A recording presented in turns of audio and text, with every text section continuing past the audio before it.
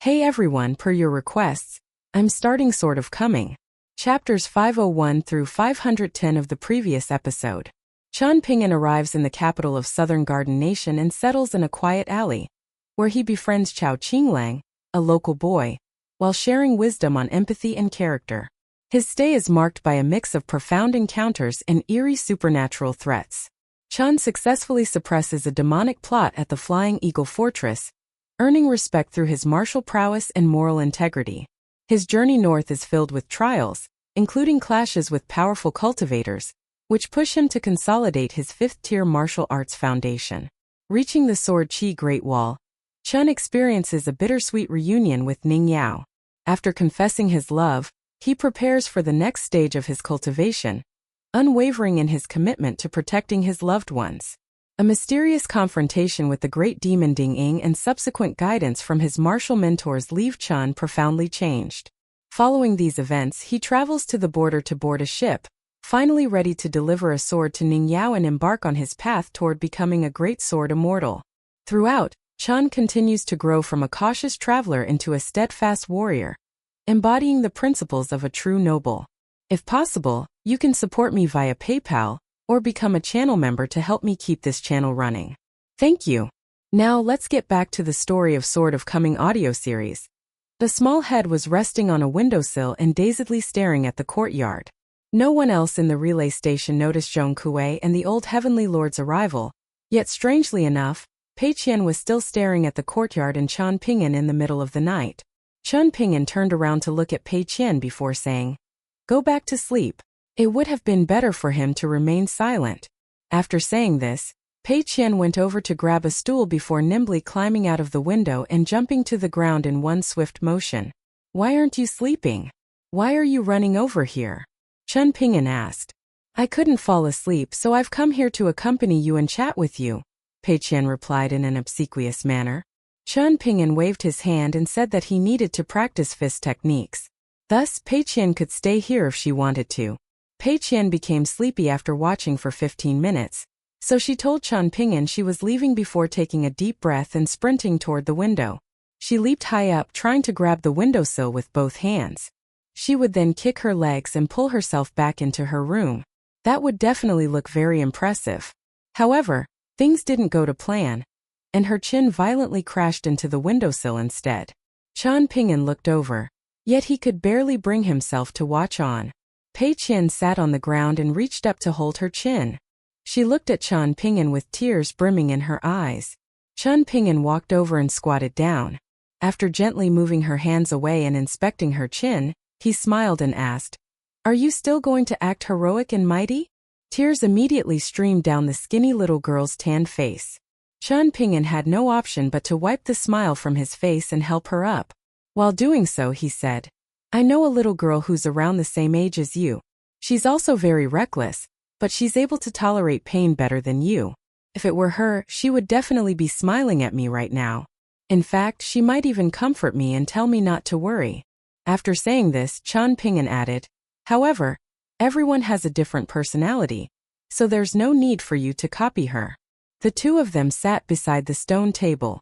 Pei Qian only dared to open her mouth slightly, so her voice was slightly muffled as she asked, "What's her name?" "She's called Li Baoping, and she likes to wear a bright red jacket all the time. She also likes to call me Junior Uncle," Qian Pingan replied. "You like her a lot?"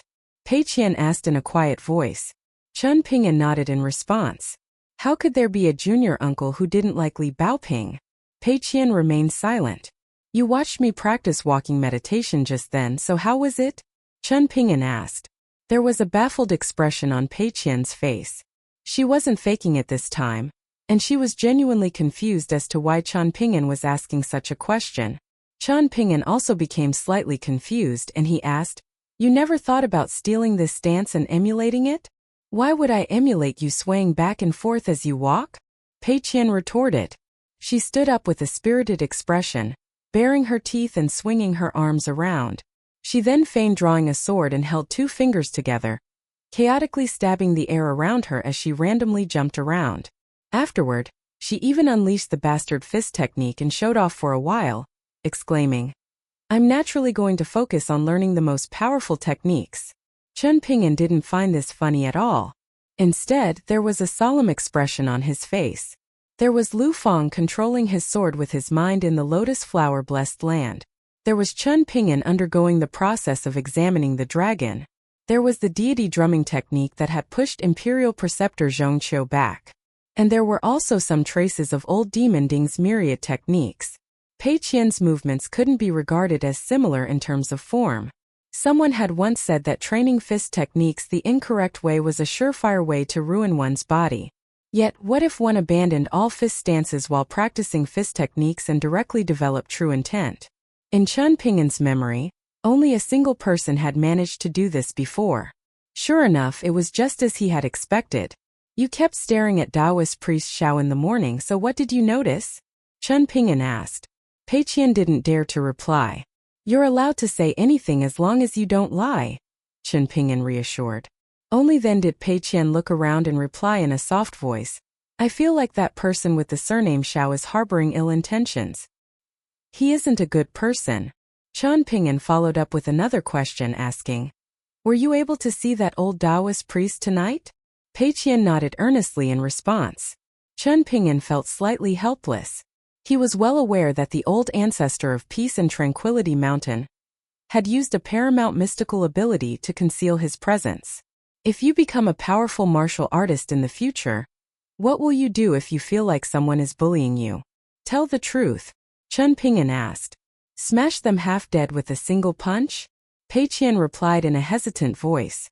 Seeing that Chen Ping'an was about to become angry, Pei Qian decided not to hold back anymore, crossing her arms in front of her chest and angrily exclaiming, I'll smash them dead with a single punch. Chen Ping'an smiled and asked, then what if you were actually in the wrong? I stay by your side every day, so how can I possibly be wrong? Pei Qian replied in a confident voice. Chen Ping'an didn't know whether to laugh or to cry. He put on a stern expression and asked, but there'll eventually come a day when you leave and travel around the cultivation world by yourself, won't there? There won't. Pei Qian replied in a resolute voice. Why would I leave and travel around the cultivation world by myself? There are so many bad people around, so what would I do if I can't beat them? Also, what if I run out of money? I'll go hungry every day, so I'll have to steal and rob people to fill my belly. If you hear about this, you'll definitely scold me and beat me again. What can I do? Right? So it's best that I don't leave and travel around the world by myself. What if you become a very powerful martial artist in the future? What if you become even more powerful than me? Chen Ping'an asked. Pei Qian furrowed her brows and carefully mulled over this question. In the end, she furiously shook her head and replied, I'm such a lazy person. My favorite thing to do is sleep, and I'm also afraid of pain. It's not like you don't know that.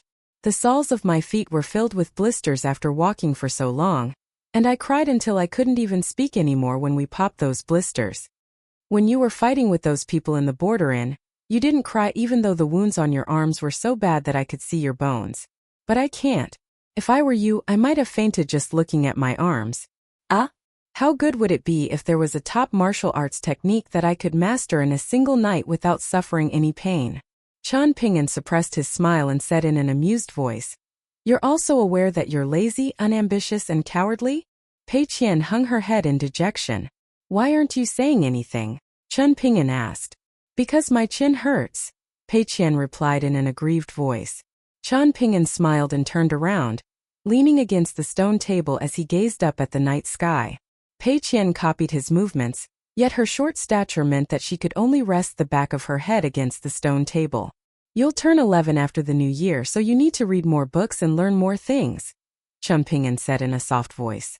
There was still a long and difficult path ahead of them. Teaching Pei Qian was genuinely more difficult and mentally tiring than throwing 1,000,000 punches.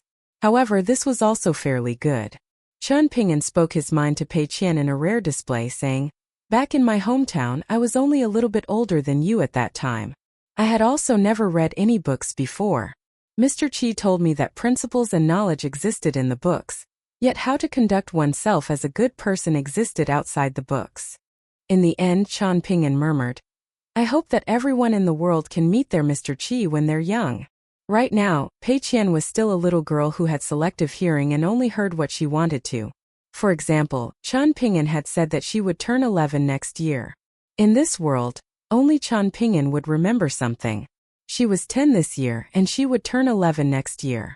The old Taoist priest from Peace and Tranquility Mountain suddenly stopped in his tracks, retrieving the locust wood gavel and allowing Zhong Kuei's soul to hover out.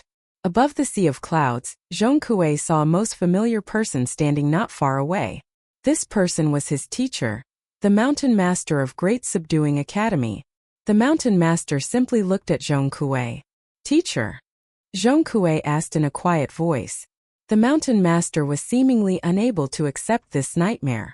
Even now he was still unwilling to believe what he saw, murmuring, "It shouldn't have been, it shouldn't have been. Everything was caused by a simple decision. He shouldn't have gone to Green Roving Residence back then, and he shouldn't have asked his most prized disciple to go to Peace and Tranquility Mountain. He should have told Zhong Kuei to stay at the inn in the small border town and continue to keep an eye on that nine-tailed fox hiding there." Even though the nine-tailed fox was a 12th-tier great demon, her identity was far too sensitive and her status was far too high. Thus, her true name had already leaked into the world a long time ago. If Zhong Kuei managed to learn the true names of all the ancient great demons in the world, he would essentially gain the ability to protect himself as long as he remained in Majestic World. No one had imagined that Bai Yuan, the sword-carrying white ape from Peace and Tranquility Mountain, would be the true culprit behind the demons escaping from the well prison. Zhong Kuei was truly unable to stand this heavy atmosphere, so he said in a loud and clear voice, "Teacher, I simply performed my duty as a Confucian scholar. My duty is either to educate the masses and support my nation, or to summon my righteous aura to slay demons and uphold the Tao. Do I need you to explain these grand principles to me?" The Mountain Master fumed. Zhong Kuei was immediately scared into silence. The observing mystical heavenly lord sighed and said, "Peace and Tranquility Mountain will not shirk responsibility if the Confucian schools ask for an explanation." The Mountain Master changed his attitude when facing the old Taoist priest, replying in a respectful voice, "My senior brother will definitely feel angry and upset because of this. However, he won't try to blame or punish anyone else. In any case, what crime has Peace and Tranquility Mountain committed? There's no crime to speak of. After all, did you blame Zhong Kuei for failing to protect Peace and Tranquility Mountain? Did you blame him for failing to protect that earth immortal?" "Teacher, that old Taoist priest was called Liang Su," Zhong Kuei added in a quiet voice. The Mountain Master was just about to flare up in anger again. Zhong Kuei immediately shut up. The old Taoist priest sighed with emotion and said, "Parasol Leaf Continent might become a little more peaceful following this calamity. However, I'm afraid that chaos is about to consume Southern World Continent encircling Ascension Continent." Sure enough, the precious treasures appearing in these three continents were all an elaborate plot by the demon tribe. After saying this, the old Taoist priest continued in a soft voice, "Your Confucian Academy definitely needs to protect that boy from Planchette Writing Sect, since he was able to expose the demon tribe's plot." He didn't continue any further. The Mountain Master nodded and replied, "It's only right that we should protect him. I've already discussed this with Planchette Writing Sect, and that young boy will adopt a pseudonym and enter Great Subduing Academy to study. As for whether he becomes a Confucian disciple in the future, that's completely up to him." The old Taoist priest smiled and said in amusement, "To have sect leader Jihai's final disciple run off to become a virtuous scholar or a noble scholar. Won't Planchette Writing Sect fight you to the death?" The Mountain Master became slightly emotional at the mention of Planchette Writing Sect and sect leader Jihai, and he sighed. Jihai was quite frank in the discussions, and he said that it was the correct decision for him to take that young boy as a direct disciple and bestow upon him the precious weapon of his deceased Tao partner. However, he would inevitably feel troubled and uneasy whenever he saw the boy, and this would affect his cultivation and prevent him from ever reaching the immortal tier. If that was the case, then how could he go to the Sword Chi Great Wall in the future? How could he slay 12th tier great demons in the future? There was sympathy on the old Taoist priest's face as he sighed. They were the only upper 5-tier Tao partners in Parasol Leaf Continent, and they were a rare match made in heaven. It's truly a pity. Indeed, it will be immensely difficult for Jihai to advance to the immortal tier in the future. The more he dwells and obsesses with this, the more difficult it will be to eliminate his internal demons. The mountain master smiled bitterly and said, "There are some things that outsiders can talk about and give advice on. Yet there are some things they cannot." The old Taoist priest heaved a soft sigh. Cultivation was difficult. It was quite literally as difficult as ascending the heavens. However, it was rumored that a long time ago, ascending the heavens wasn't difficult, while cultivation was still very difficult. On the peak of a majestic mountain in Middle-earth divine continent, there was a deity in golden armor standing with his sword in front of him, with the tip of the sword resting on the ground and his hands resting on its hilt. He was standing beside a stone tablet located on the peak of the mountain, and he was wearing a helmet that concealed much of his appearance. There was an old Confucian scholar sitting cross-legged on top of the stone tablet in an extremely disrespectful manner. The old Confucian scholar formed hand seals and performed divination inside his sleeves before slapping his thigh and exclaiming, "Fortune, great fortune!" The deity in golden armor pursed his lips. "How is it? What do you think about my final disciple?" the old scholar asked with a smug expression. After being pestered by the old scholar for one entire month, the deity in golden armor couldn't help but snap back in impatience, saying, "Very good. Very good. Are you happy now?" The impoverished scholar pointed at the deity who was almost as tall as the colossal stone tablet and roared with laughter, remarking, "This insincere expression of yours. I love it." The impoverished old scholar started to reminisce about his glory days again, saying, "Thinking back to the past, people would always have the same expression as you do now when they lost an argument with me. Ah, this expression makes me feel so satisfied." The deity in golden armor was none other than a formal god of the 5 mountains of Middle-earth divine continent. Hearing the old scholar's remarks, he sniggered and asked, "Who proposed for a poor-ass scholar like you to become a sage worshipped in the Confucian temples in the past? Tell me who it was so I can go and ask them if they ever washed their eyes." This was widely regarded as a mystery in the Confucian sect. "Why don't you guess?" the old scholar replied with a punchable smile. No matter how good-tempered the mountain god of Tassel Mountain was, who wouldn't be annoyed after being pestered for one entire month? Moreover, the impoverished old scholar was someone who would only take action when he had a clear target. That being the case, could he be up to any good? "I'll guess your grandpa," the mountain god snapped. The old scholar raised a thumb and pointed at himself, replying, "It wasn't my grandpa. Rather, it was the founder of Confucianism. However, I do wish that the old man was my grandpa. Ah, what a shame, what a true shame." The mountain god of Tassel Mountain, renowned for his unruly nature, surprisingly put on a solemn expression and stood up straight. He let go of his sword hilt and cupped his fists at heaven and earth, showing his respect and apologizing to the paramount sage. "As you already know, I'm a very thin-skinned person, and I always remind myself that I won't accept a reward that I don't deserve," the old scholar said abashedly. "However, I'm very knowledgeable and extremely good at writing essays, and the principles that I expound are also incredibly profound and mystical. And thus, the paramount sage found me and sincerely persuaded me to join him. I was extremely moved, and the paramount sage mentioned many of my strengths that I hadn't necessarily viewed as strengths in the past. In any case, the paramount sage made one remark that completely resonated with me. Sages are definitely true heroes. Yet true heroes aren't necessarily sages. When I heard this, I thought to myself that the paramount sage truly understands me. Thus, I made a small request to the paramount sage. "Shut up. I don't want to hear this," the mountain god of Tassel Mountain said in a solemn voice. "Why you? How are you so incapable of telling good from bad?" the old scholar lamented. "Would I have allowed you to enter the mountain if I could tell good from bad?" the mountain god of Tassel Mountain retorted with a cold chuckle. The old scholar rubbed his chin, and he felt like he was indeed the unreasonable party in regard to this matter. He immediately changed his tune and said, "The personality of that stinky old Taoist priest in the East Sea is far too unlikable, but he's an okay person and he's also quite generous when giving things away. He doesn't embarrass himself in this sense. I'm aware that he gave that child a very useful treasure. This treasure is useless for cultivation, yet as with most matters in the world, it's often the case that a suitable treasure is better than a valuable treasure. This treasure can conceal his aura and prevent others from divining his fortune. It's even better than Aoyang's tattered bamboo hat from back then. Thanks to this generous gift, I'll let his dirty actions in the lotus flower-blessed land slide. Even if you don't let things slide, are you truly able to rival that old Taoist priest in your current state? The mountain god of Tassel Mountain jibed. Scholars like me need to convince other people through reason, the old scholar said in a heartfelt manner.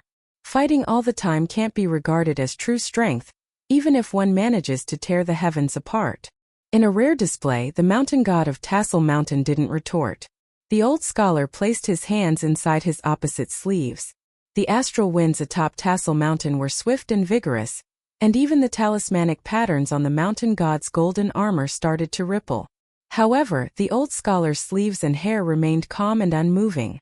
It's difficult for sages to die, yet it's difficult for noble people to survive, the old scholar said in a soft voice. Of the 100 schools of thought, only the Confucian sect doesn't explicitly assign Tao guardians or whatnot. The Confucian academies are the best Tao guardians of all scholars in the world. There are 3 Confucian schools and 72 Confucian academies in Majestic World, and all of them have produced noble scholars who have died on the path of becoming a sage. I feel like these righteous noble scholars who aren't necessarily bright enough are the backbone of Majestic World. They can. The old scholar suddenly stopped speaking, and he turned to the mountain god and shouted, "Oi, big dummy, think of the correct words for me. Serve as a pillar between heaven and earth." The mountain god replied calmly. The old scholar slapped his thigh again, exclaiming, "Brilliant! You've never spent time as a legitimate noble scholar of Confucianism," the mountain god of Tassel Mountain suddenly said. The old scholar remained silent. Inside a Confucian temple, a sage walked out from his clay statue. The divine altar was extremely tall, and the clay statue of the sage was also located incredibly close to the clay statue of the paramount sage. The sage was also holding the hand of a young boy, who had followed him here from another world. After exiting the building with the young boy, the sage turned around to glance at the empty spot on the altar. He then smiled at the young boy and said, "You'll have the opportunity to compete for this spot with someone in the future." An uneventful night passed by after the observing mystical Heavenly Lord and Zhong Kuei left. Chen Ping'an helped the exhausted Pei Qian through her window, telling her to go to sleep. Afterward, he remained in the courtyard by himself. He didn't practice walking meditation or sword techniques, and instead sat by the stone table and thought about his plans for the future. He would become absent-minded from time to time, and he would look up and gaze at the night sky. He had heard Zhong Kuei explain that apart from a few sages who went to expand existing territories and search for new blessed lands, the remaining sages who were worshipped in the Confucian temples alongside the paramount sage would largely be residing in the skies above the continents and seas of Majestic World. These sages would peer down at the mortal world, and in their eyes, both cultivators from the mountains and from outside the mountains would appear much like the fluttering fireflies that mortal humans saw during summer nights. The brightness of each individual would depend on the height of their cultivation base. Thus, when the observing mystical Heavenly Lord and Bai Yuan had unleashed their full power and aura when fighting against each other earlier, it was as if 2 orbs of brilliant light had suddenly appeared in the world in the eyes of the sage residing above Parasol Leaf Continent. It was because of this that the sage had descended to Peace and Tranquility Mountain, preventing the 2 profoundly powerful cultivators from acting unreasonably or fighting due to personal grudges. Most importantly, he was preventing them from becoming so unbridled that they ended up shattering mountains and rivers and killing countless innocent mortals. More of the time, Chen Ping'an would be resting his mind with his eyes closed, quietly reciting the immortal mantra inscribed upon the jade slip that he had obtained from Green Roving Residence. The meaning of a book would become clear if one read it many times. The same principle applied to all things in the world. Chen Ping'an walked over to open the door. Yao Zhen smiled and remarked, as expected of a martial arts grandmaster, "You can identify people simply from the sound of their footsteps. Let's take a stroll in the relay station's garden to relax our minds?" Chen Ping'an asked. Yao Zhen walked next to Chen Ping'an and said slowly, "I didn't travel with you guys yesterday and visit that small mountain where the ancient immortal rode a crane and ascended because I received news in the morning that a secret messenger from Mirage City was going to arrive at the relay station. I had no option but to wait for him. However, after waiting for an entire day, this esteemed guest only arrived after 9 o'clock. Guess who it was?" Since he was asking Chen Ping'an, This secret messenger was definitely a person from Mirage City with whom he was familiar. A thought suddenly occurred to Qian Ping'an and he replied, Duke Gao Shizhen. Yao Zhan raised a thumb and confirmed with a nod. That's right, it was none other than this duke. Those who harbored ill intentions visited, while those who harbored good intentions didn't visit. Since the emperor had sent Duke Gao Shizhen as a secret messenger and instructed him to rush over to Riding Crane City to deliver a decree before the Yao clan's convoy entered Mirage City, it was clear that the emperor valued the duke more than he valued Yao Zhan, the future head minister of war. In terms of whether the emperor had summoned the duke and personally given him warnings or instructions or even tried to stir the pot, Qian Ping'an couldn't speculate on this since he had never met the emperor before. In any case, instructing Duke Gao Shizhen to secretly visit the relay station in Riding Crane City was undoubtedly a huge show of strength to old General Yao. Life in the capital would be quite difficult. This would be the case even though he was Yao Zhan, the future head minister of war. He would still be regarded as nothing more than an outsider from the border regions. Qian Ping'an had reaped huge benefits when accompanying the old Taoist priest in the East Sea for a distant journey through the lotus flower-blessed land, traveling across space and time to observe Tao together. Perhaps it was only when Qian Ping'an left the lotus flower-blessed land that the young country bumpkin from Clay Vase Alley had shaken the last clump of dirt from his trousers. There used to be a total of 10 county kings and dukes without the surname Liu in the Great Quan Empire. Yao Zhan explained slowly.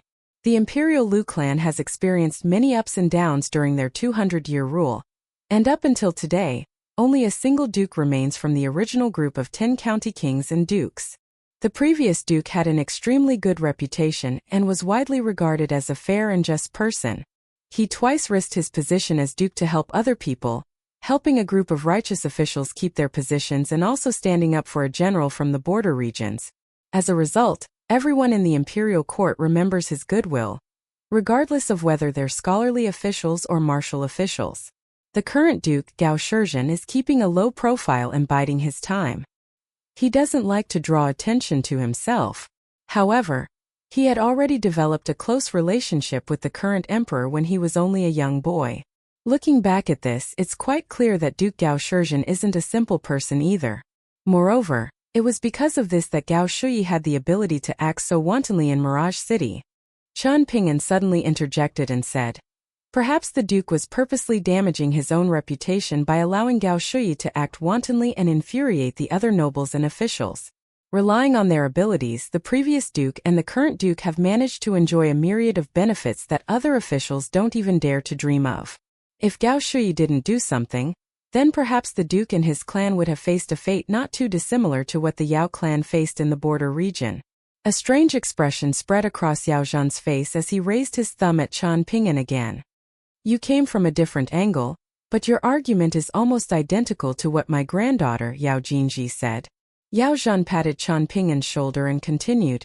However, Jinji gave this analysis when she was only 14 years old. Qian Ping'an couldn't help but chuckle in his mind. Why was old General Yao trying to compete with him?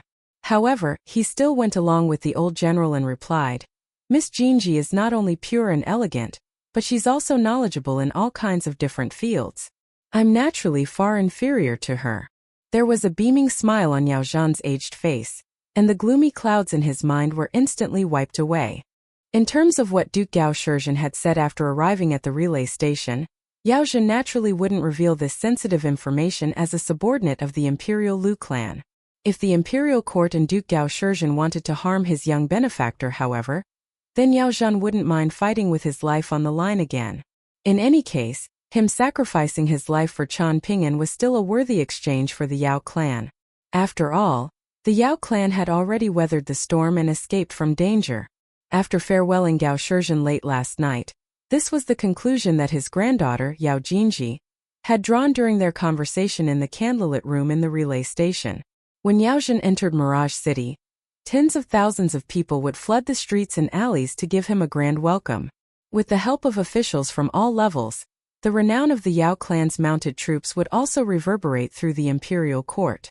The garden in the relay station was incredibly famous. Thanks to the fervent promotion by many scholars, literati, and banished officials, the garden was surprisingly described as such. The beauty of the mountains and ponds and the elegance of the pavilions and terraces are unmatched by even the gardens of the county kings in the capital. There were lush green trees, and there were small bridges over flowing streams. The two of them walked onto a wooden arch bridge. Right now, Qian Ping'an's familiarity with the structural composition of these bridges was perhaps no inferior to that of officials in the Ministry of Works already.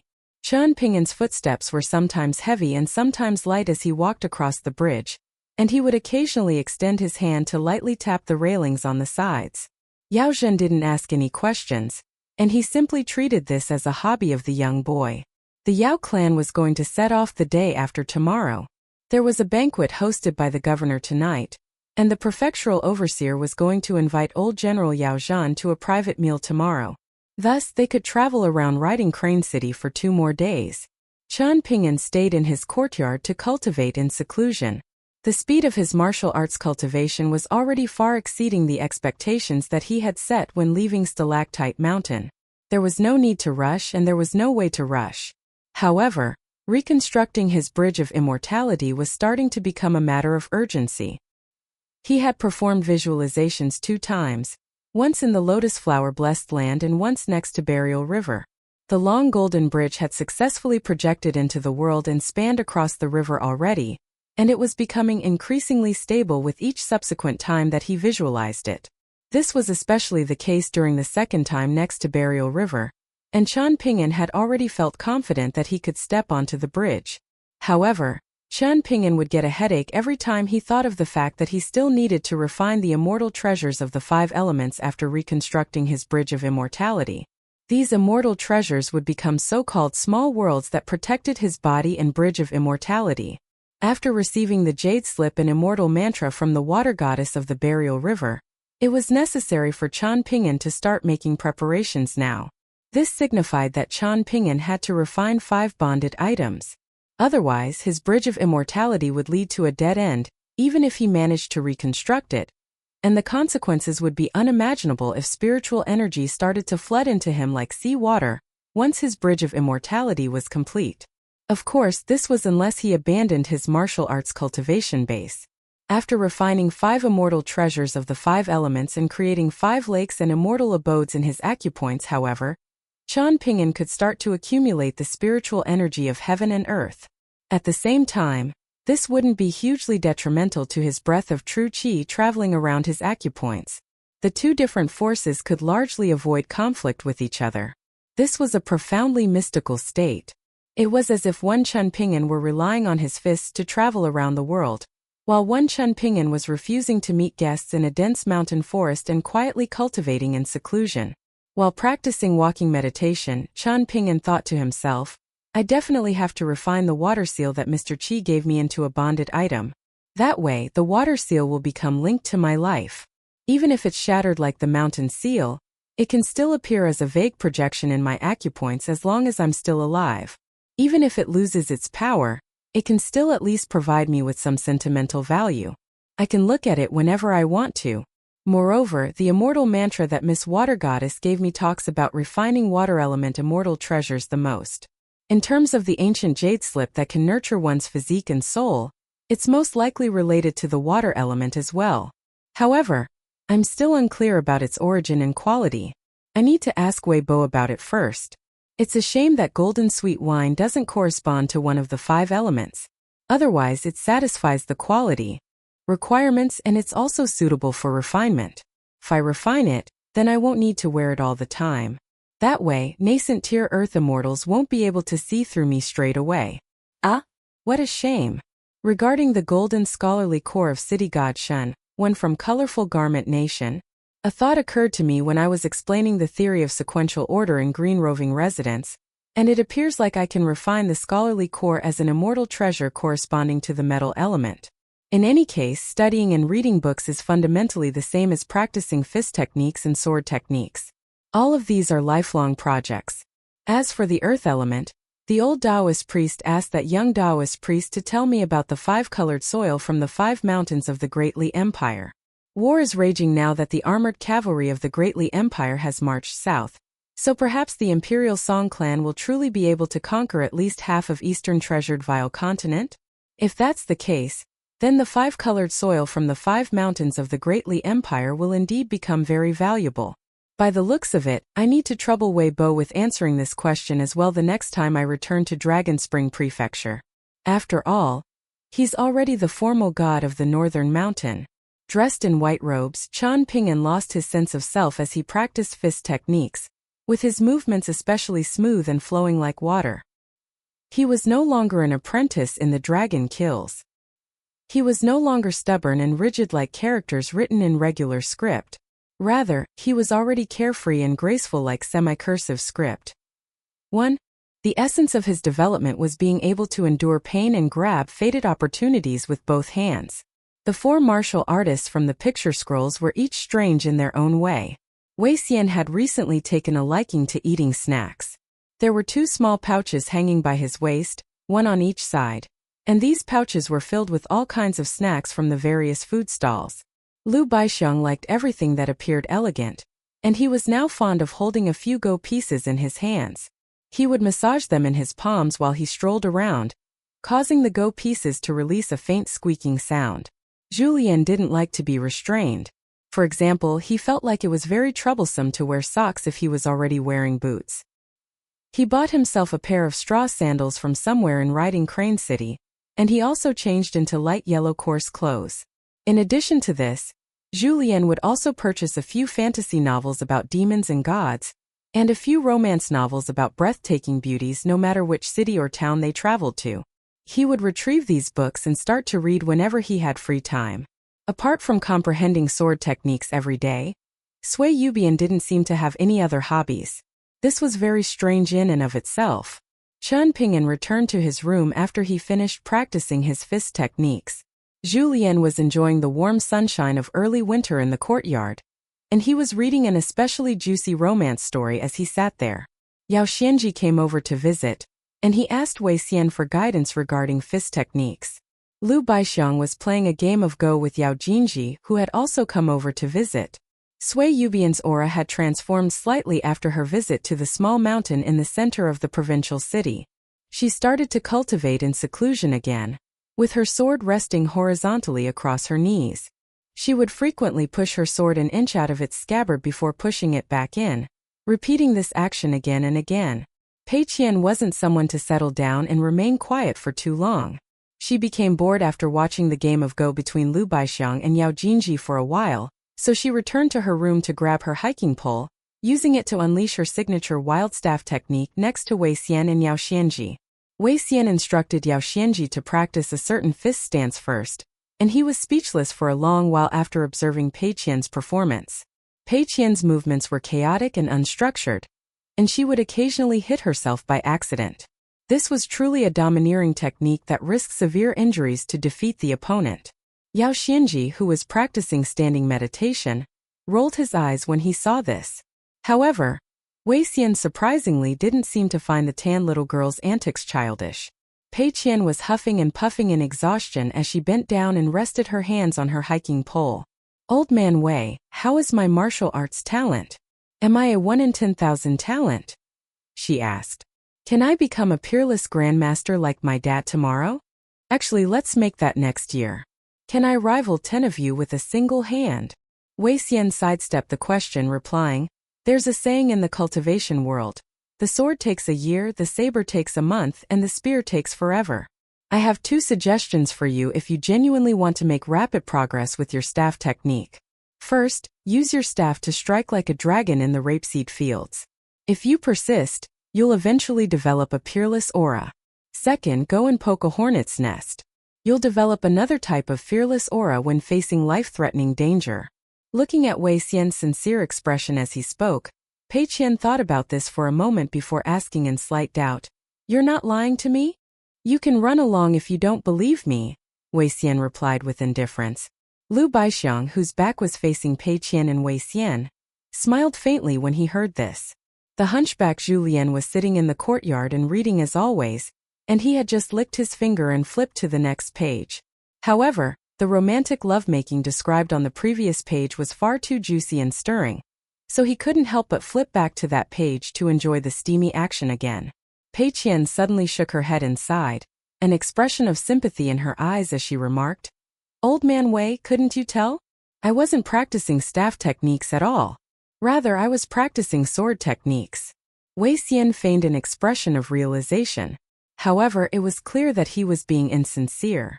Pei Qian became angry upon seeing this, and she scolded, Old man Wei, our friendship that's founded upon the two skewers of Tonghulu will fracture if you continue to be so stubborn and challenging. The corners of Wei Xian's mouth curled up into a faint smile as he took pleasure in the little girl's misfortune. Pei Qian immediately tossed her hiking pole aside and hurriedly covered her mouth. Sure enough, Chen Ping'an's voice traveled over and instructed, Return to your room to write 500 characters. Apart from reading and memorizing books, Chen Ping'an also required Pei Qian to copy books now. Every time Pei Qian gritted her teeth and copied the characters from the books, she would feel a strong urge to give herself 2 solid slaps. After all, who had told her to ask the female ghost, Big Sister Xianhua, for a calligraphy brush and paper? Chen Ping'an had said that since she had her own calligraphy brush now, it was a good time for her to start practicing handwriting every single day. Chen Ping'an didn't ask for much, and he only needed her to write 500 characters a day. However, any character that was written too carelessly or wonky wouldn't be counted toward the 500 characters. She would need to rewrite these characters. Pei Qian truly wanted to neck herself. Just how many days had she been able to relax and enjoy like a true immortal? Yet it had all come to an end now. Pei Qian puffed her cheeks until they looked like 2 large buns. She picked her hiking pole up from the ground and obediently returned to her room to write the 500 characters, while the courtyard was filled with joy and harmony. In the jurisdiction of a small mountain god shrine located approximately 50 kilometers away from Riding Crane City, there was the residence of the mountain god, which couldn't be regarded as an official residence. This was because the mountain god shrine received far too few offerings each year. Even so, the mountain god's residence was constructed like an immortal abode. There was an endless stream of esteemed customers these past 2 days, and the extremely honored mountain god personally acted as their attendant, helping them boil water and brew tea and serving them to the best of his ability. The first guest to arrive was a genuine immortal from the mountains, and he was accompanied by 2 young and breathtakingly beautiful female cultivators. This person was Du Hanliang, the temple master of the Golden Summit Taoist Temple, and an extremely renowned nascent tier earth immortal. The Golden Summit Taoist Temple was located in a beautiful place in the northern regions of Parasol Leaf Continent. To say nothing of a measly mountain god shrine, even the emperor of the Great Quan Empire might not be able to invite such a paramount esteemed immortal to his imperial palace, especially with how powerful and influential this earth immortal was. In the beginning, the mountain god had been so terrified that even his gold-gilded clay statue in the shrine had started to become unstable. However, Du Hanliang had personally promised that he was only borrowing this place to host his friends. Moreover, he would definitely offer a thank you gift afterward. The mountain god had immediately felt reassured. After all, there was no need for esteemed immortal Du to play mind games with a measly mountain god like himself. He wasn't worthy of this. Afterward, a well-dressed official arrived at the mountain god shrine with a few subordinates, all of who were impressive qi refiners. Following him, a young and handsome Taoist priest quietly ascended the mountain, accompanied by a master and their disciple. The master was an old man with a middling cultivation base and suffering severe wounds at this moment. His disciple was a tall and sturdy young boy with a simple and honest appearance. The Wenchong pavilions and the martial sage temples never interfered with the city god pavilions, and the reverse was also true. Regarding who enjoyed a higher rank, who wielded greater power, and who would take command when there was an urgent matter, this would differ based on the specific situation of each region. There was Temple Master Du Hanliang from the Golden Summit Taoist Temple, Duke Gao Shizhen from the Great Quan Empire, and the city god of Riding Crane City. In addition to them, there was also Xiao Yuanran, who was both a disciple of the Golden Summit Taoist Temple and a guest elder of the Great Quan Empire. The winter sun was warm and gentle, and the scenery surrounding the mountain god shrine was also pleasant and relaxing. The 4 esteemed guests were gathered in a pavilion on the mountain peak that offered the best scenic view of the surroundings. The mountain god stood far away, awaiting orders and ready to serve at any moment. The esteemed guests were enjoying a hearty conversation in the pavilion. When Duke Gao Shizhen left the mountain and returned to Mirage City, the capital of the Great Quan Empire, he no longer appeared as gloomy and somber as he had before his trip to the mountain god shrine. The city god of Riding Crane City quietly returned to the city god pavilion in the provincial city. His eyes were ice-cold as he closely monitored the relay station, and there was also a faint smile of disdain and ridicule tugging at the corners of his lips. Du Hanliang stayed in the mountain for one additional day. Before leaving, he once again summoned his disciple, Taoist preserving innocence Yin Miaofeng, and his grand-disciple Xiao Yuanran. Both of them were at the Dragon Gate tier, but Yin Miaofeng no longer had the opportunity to advance to the Golden Core tier in his lifetime. Thus, they hadn't been able to stay in the capital to serve as high-ranking guest elders, and they had instead been dispatched to the border region to monitor the Yao clan for the Imperial Lu clan. Du Hanliang bestowed a precious treasure of the Taoist temple to Xiao Yuanran, and this could be regarded as an early congratulatory gift for when Xiao Yuanran advanced to the Golden Core tier in the future. In addition to this, Du Hanliang also told his disciple and grand-disciple a secret. The mature and composed Xiao Yuanran couldn't conceal his immense delight, and Yin Miaofeng was beaming with an ecstatic smile that couldn't be wiped from his face. Yin Miaofeng stood up and thanked his teacher for Xiao Yuanran. After praising Xiao Yuanran and giving him a few words of encouragement, Du Hanliang rode the wind north and returned to the Golden Summit Taoist Temple. Before leaving, he didn't forget to reward the mountain god with a high-grade spirit tool. The mountain god was naturally very grateful, and he surprisingly fell to his knees and kowtowed toward the distance after Temple Master Du Hanliang flew away on the clouds and mist. In reality, one couldn't blame the mountain god for being graceless even though his arguably obsequious actions appeared completely over the top. Being able to obtain the high-grade spirit tool wasn't the most important matter. Instead, becoming acquainted with the Golden Summit Taoist Temple and the elusive nascent tier Earth Immortal was the greatest fortune enjoyed by the minor mountain god and his measly shrine. To say nothing else, could he possibly be considered poor by the esteemed city god of Riding Crane City from here on out? The master and disciple whom Xiao Yuanran had brought to the mountain god shrine stayed in the mountain to recuperate. Spiritual master Yin Miaofeng and Xiao Yuanran didn't return to the city together, but rather one after another. Inside a serene courtyard atop the mountain, the tall and sturdy young boy who had barged into the martial sage temple to borrow a saber was sitting on an embroidered chair beside the sick bed with a complicated expression. His hands were clenched into fists, and it was as if he were mulling over an incomprehensible matter. Meanwhile, his master was lying on the sick bed and recuperating. Even though his master's wounds were severe, rendering him incapable of fighting against others and slaying demons at this moment, it was already no issue for him to stand up and walk around. The old man's face was slightly pale, yet he was full of spirit and vigor, with his eyes also shining brightly. He turned around to look at his only disciple, saying, "Finding a good disciple is the first challenge, and allowing one's disciple to have a smooth cultivation journey is the second challenge. This is no easier than raising one's own children. I don't have any children, and I only have you as my only disciple. I won't be able to forgive myself if I don't plan out a good future for you."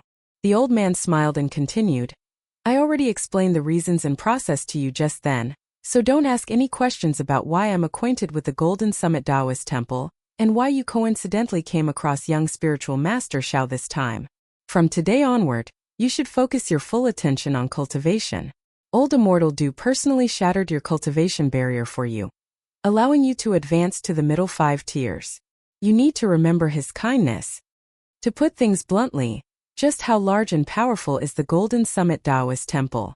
Even if you sincerely want to repay their kindness, will your benefactor truly need your help? But even so, you still need to feel gratitude and aspire to repay their kindness. Otherwise, you won't even have the right to become a dog for the Golden Summit Taoist Temple." Tears welled up in the tall and sturdy young boy's eyes as he lowered his head and said, "I was too weak and unable to help. I'm sorry for making you go through so much pain, master." The old man sighed and pointed at the blockhead young boy, lamenting, "You don't understand the situation at all. So be it. If this weren't the case, then I wouldn't have especially chosen you to be my disciple. Truth be told, even if I came across someone as supremely talented as young spiritual master Xiao earlier, I wouldn't necessarily have dared to take them as my disciple. After all, how could I, a C observation tier cultivator, deal with the troubles that they might come across. The tall and sturdy young boy was at a competitive age right now, so he immediately exclaimed, "Master, I also have a chance to advance to the Dragon Gate tier at a young age." The old man chuckled and scolded him. "Ah, what a naive young boy. Now head outside to cultivate. Your master is still recuperating, so I don't want to talk to a brick wall." "Oh, okay then," the tall and sturdy young boy replied. He stood up and took his leave. When he arrived at the door, the old cultivator sighed and comforted. It's inevitable for one to go through some pain and grief on the path of cultivation. However, the most frightening thing is if one faces nothing but pain and grief. So, you definitely have to surpass your master and venture higher and farther. That way, you can reduce the amount of pain and suffering that you need to go through. The mountain god shrine and sightseeing pavilion here can't be regarded as tall and lofty. The path from Parasol Leaf Continent to the Great Quan Empire can't be regarded as far either. The immortals and profound individuals in the world exist in a far loftier place. The tall and sturdy young boy turned around and nodded in understanding, replying, "I'll keep this in mind." The old immortal smiled and said, "If you genuinely advance to such a high cultivation base that you're able to view powerful individuals like old immortal do as an equal in the future, then remember to treat mortals outside the mountains a little bit better at that time." The tall and sturdy young boy had been in low spirits the entire time, yet a dazzling smile immediately spread across his face at this moment. This resonated with his true self, so he earnestly nodded in response. The old immortal chuckled and remarked, "My disciple is truly naive." The day before the convoy of the Yao clan set off for Mirage City, someone came to the relay station to pay a visit to Changpingen. The visitor was a young Taoist priest dressed in Taoist robes and wearing a hibiscus hat. He appeared travel-worn, and he drank a cup of refreshing tea in Changpingen's room before explaining how he was fortunate enough to receive a mission from his old ancestor because he was located closest to Riding Crane City. He was tasked with delivering an item to Changpingen. The young Taoist priest from Peace and Tranquility Mountain carefully retrieved a jade tablet. After placing the jade tablet on the table, the young Taoist priest started to explain the situation to Changpingen, saying in a frank manner, "The old ancestor told me to be straightforward with you, young Master Chan, and reassure you that there's no need to worry about Peace and Tranquility Mountain tampering with the jade tablet. It won't reveal your whereabouts to our sect. The old ancestor has removed our sect restrictions from the jade tablet, so you can simply treat it as a piece of decent quality jade." Of course, being in possession of the jade tablet also has great significance, especially to other people. That being the case, we want to trouble young Master Chan slightly, and ask that you hang the jade tablet by your waist every day until you leave Parasol Leaf Continent. Changpingen stood up and thanked the young Taoist priest from Peace and Tranquility Mountain. The young Taoist priest hurriedly stood up and said that he didn't dare to accept Changpingen's gratitude. Changpingen accepted the jade tablet and immediately tied it to his waist. He now had the sword nurturing gourd on one hip and the jade tablet on the opposite hip. He then accompanied the young Taoist priest to the entrance of the relay station before seeing him off. This was an act of goodwill by Peace and Tranquility Mountain. The jade tablet hanging by Changpingen's waist was normally intended for direct disciples of Peace and Tranquility Mountain's ancestral hall, and there were characters engraved on both sides of the jade tablet. On the front was, "The true self is cultivated on Peace and Tranquility Mountain," and on the back was, "Passing down the teachings of the ancestral hall." Even Golden Core tier and Nascent tier Earth Immortals from Peace and Tranquility Mountain might not have the right to possess such kind of jade tablet. This was because it had nothing to do with cultivation base or age. Casting one's gaze over the entire Peace and Tranquility Mountain, one could only see a measly 5 or 6 people wearing such a jade tablet by their waist. The oldest of this prestigious group was already 300, currently managing the Taoist scripture library in Peace and Tranquility Mountain. Moreover, they were only at the Dragon Gate tier. The youngest of this group was a prodigious little child only 7 or 8 years old. As for the most renowned member, that was definitely Taoist Nun Huangting, someone who had left the mountains to travel around the world with her blade. In other words, from this moment onward, the entire Peace and Tranquility Mountain was a shield for Changpingen while he traveled around Parasol Leaf Continent. Moreover, the old heavenly lord from Peace and Tranquility Mountain had just displayed his astonishing mystical abilities as an immortal, summoning his golden Tao manifestation, wielding the radiant moon mirror, and controlling the ancient immortal swords as he pursued his enemy for thousands of kilometers. Who dared to provoke the formidable peace and tranquility mountain at this moment? Qian Ping'an sighed with emotion as he walked back to his courtyard. He was dressed in white robes. There was a jade hairpin in his hair and a jade tablet hanging from his waist. The petty officials from the relay station all regarded Qian Ping'an as a young scholar when they came across him on the path. The convoy of the Yao clan set off for Mirage City early in the morning. The closer they drew to that famous ferry station near Mirage City, the closer Qian Ping'an and his subordinates would be to bidding farewell to the convoy of the Yao clan. Dusk arrived, and the convoy of the Yao clan settled down in the last relay station for their journey to the north. The relay station was simple and unadorned, so much so that it even seemed a little crude. Compared to the relay station in Riding Crane City, which also had a large and beautiful garden, it could be said that one was heaven and one was earth. If one followed the official road outside the relay station and walked for 5 or so kilometers, one would come across Screen Illuminating Peak, a peak that wasn't especially tall but appeared as sharp as a sword being drawn from its scabbard. This peak was perfect for observing the sunrise and sunset, and it was a renowned landmark among those in the capital city. Officials, nobles, and descendants of privileged individuals would often climb to the peak of Screen Illuminating Peak to stay the night in the inns located there. That way they could enjoy the breathtakingly beautiful sight of the sun rising from the east and casting its first rays of light on Screen Illuminating Peak. Yao Zhen insisted on dragging Qian Ping'an to Screen Illuminating Peak with him. Moreover, apart from his 3 grandchildren, he didn't invite anyone else to go with them. In the end, only old General Yao, Yao Jinji, Yao Lingji, Yao Xianji, Qian Ping'an, and Pei Qian went to Screen Illuminating Peak together. They climbed to the peak of the mountain to stay the night in one of the inns located there. Behind the inn was an observation deck on a cliff that faced toward the east. It provided the best view out of the 6 observation decks on Screen Illuminating Peak.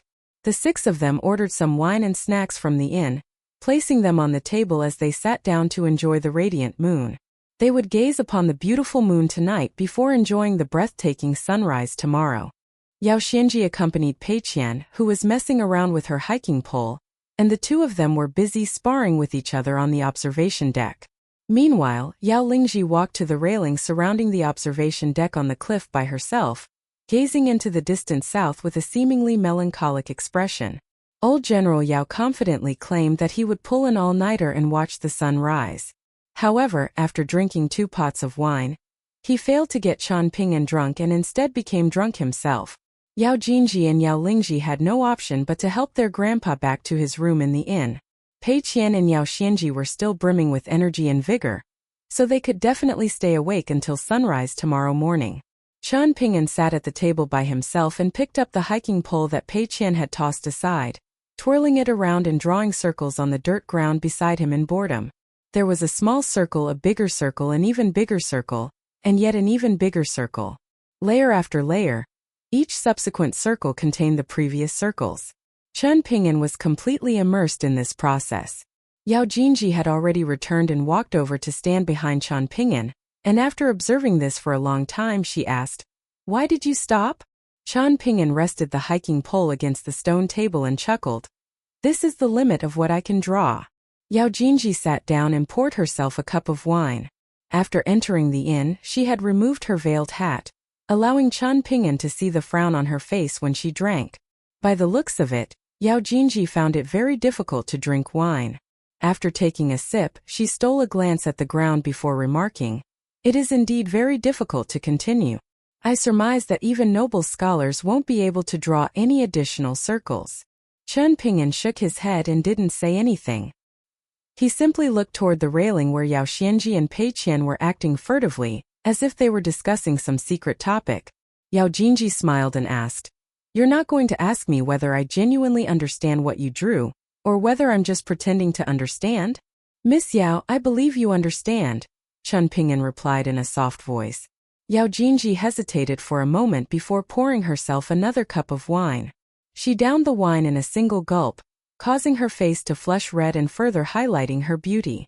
"Between you and me, between different sects, between different nations, between different continents, between different scholarly lineages, between the 3 teachings, between the 100 schools of thought, between the different worlds, and between the human tribe and the demon tribe. Yao Jinji said slowly. You, Chun Ping'an, are thinking about the reasons and principles that you've understood. You want to understand how many of these circles your reasons and principles can encapsulate. Afterward, you'll linger on the perimeter of the outermost circle, until you can confidently confirm the border of the next circle. Only then will you stride over and continue to venture forward. This way you can keep a clear conscience with each step that you take. Even though this will make it extremely difficult for you to deal with other people and other matters, it won't cause your mind to become tired because you can feel guiltless and unrestrained when you throw your fists and unsheath your sword. Only you, Chun Ping'an, had the right to utter those words to a noble scholar from a Confucian academy in the border inn. Ask your own conscience. Chun Ping'an turned around to look at Yao Jinji, nodding and replying, Miss Yao, you're one of the smartest people that I've come across. If he left out one of the, however, then he would be going against his conscience to flatter her. After all, disregarding everyone else, just his so-called disciple Cui Dongshan was already far smarter than her. Perhaps due to the 2 cups of wine that Yao Jinji had drank and her inability to hold her liquor, her expression and demeanor were slightly different from normal as she spoke. She fixed her gaze on Chun Ping'an and asked in a gentle voice, Young Master Chun, in your eyes, is Yao Jinji nothing more than smart? Chun Ping'an faltered for a moment before scratching his head and replying, Miss Yao, I have someone I like. Yao Jinji covered her mouth and giggled, surprisingly not becoming angry as she countered, Is she very beautiful? Chun Ping'an immediately became filled with spirit and enthusiasm as he replied without hesitation, She's more beautiful than all of the majestic mountains and splendid rivers in majestic world combined. Yao Jinji didn't appear to be irritated as she smiled and drank a sip of wine. After accompanying Chun Ping'an for 15 minutes and chatting about the people and customs of Mirage City, she finally stood up to take her leave. After turning around, there was a dark and cloudy look in the breathtakingly beautiful young woman's eyes as she walked back to the inn. Chun Ping'an didn't turn around to look at her, and his arms remained resting on the table as he smiled and gazed up at the bright moon in the sky. His expression was gentle, as if he were gazing at a certain girl. No matter how many beauties there were in this world, in his heart, there was room for none. He liked just that one girl. She was the unforgettable jewel in his mind, the bright moon in the sky and the end. Only Chun Ping'an, Pei Qian, and Yao Xianji were able to witness the rising sun cast its first rays of light upon screen-illuminating peak. Pei Qian widened her eyes and leaned over the railing as she stared at the large sun leaping out from the East Sea. It was as if she were staring at a large circle of gold that she wanted to grab and keep for herself. Yao Xianji exclaimed in astonishment for a short moment before turning his attention away from the rising sun. After all, he had already witnessed such sights countless times before. Back in his hometown in the border regions, the beauty of moonlight scattering over the large rivers and the starry sky hanging over the open plains was no inferior to the magnificence of viewing the sunrise from screen-illuminating peak. However, the prodigious young boy couldn't help but feel a little surprised. How was Pei Qian able to stare at the sun for so long? Didn't her eyes hurt? Chun Ping'an casually jumped onto the railing and sat down. Yao Xianji had wanted to do this right from the very beginning, yet he hadn't dared to do so because his grandpa and big sister Jinji had been present last night. Afterward, he had felt too embarrassed to do so because Chun Ping'an, someone whom he respected and admired immensely, had been sitting at the stone table. Now that Chun Ping'an had taken the lead and set an example, however, Yao Xianji hurriedly followed suit and jumped onto the railing to sit beside Chun Ping'an. They gazed at the East Sea together, and it was as if Yao Xianji's mind started to broaden as well. He became filled with hope and anticipation for his future life in Mirage City. When leaving screen-illuminating peak, old General Yao's face was filled with annoyance and regret. He grumbled that Chun Ping'an didn't even wake him up before sunset, causing him to miss the magnificent sunrise. In other words, he had spent so much time and effort climbing this mountain for naught. Chun Ping'an ignored Yao Zhen's childish complaints, and the old general immediately ceased his grumbling after Yao Jinji said, "Grandpa, are you still not satisfied after we made an exception and allowed you to drink last night?" Yao Zhen and Yao Xianji, the grandfather and grandson, were the closest to Chun Ping'an, and they both knew that farewell was imminent. It was almost time to say goodbye, so it was inevitable that there was a feeling of melancholy in their minds. However, Both Yao Zhan and Yao Xianji were martial artists and generals accustomed to the biting wind and coarse sand of the battlefield. Thus, they could simply push the sadness of farewell to the back of their minds. After all, there would always be an opportunity to reunite and drink in the future. Purposely feigning sadness like a little girl would cheapen the occasion and make it laughable instead. Chen Ping'an was carrying a lush green bamboo bookcase on his back. Yao Lingji had her saber hanging by her waist. She boldly cupped her fist in gratitude and said, "Young Master Chen, I wish you a safe and smooth sailing journey to the north. I wish you prosperous martial fortune." Chen Ping'an nodded with a smile before warning, "One cannot be impatient when cultivating martial arts. The more talented you are, the more important it is to not solely focus on breaking through to the next tier. When it comes to fist techniques, a martial artist should aim to unleash and retract their fists as they please. If you want your body to be nimble but your fist intent to be powerful, then you need to develop a strong foundation. Like dripping water being able to penetrate stone, you need to view the stone as your greatest enemy, while treating the dripping water as your martial art's true intent. Miss Lingji, you can definitely reach great heights if you're able to keep calm and stay focused." Yao Lingji humped coldly and replied, "You're only a little bit older than me, yet you're speaking in such an experienced and mature manner."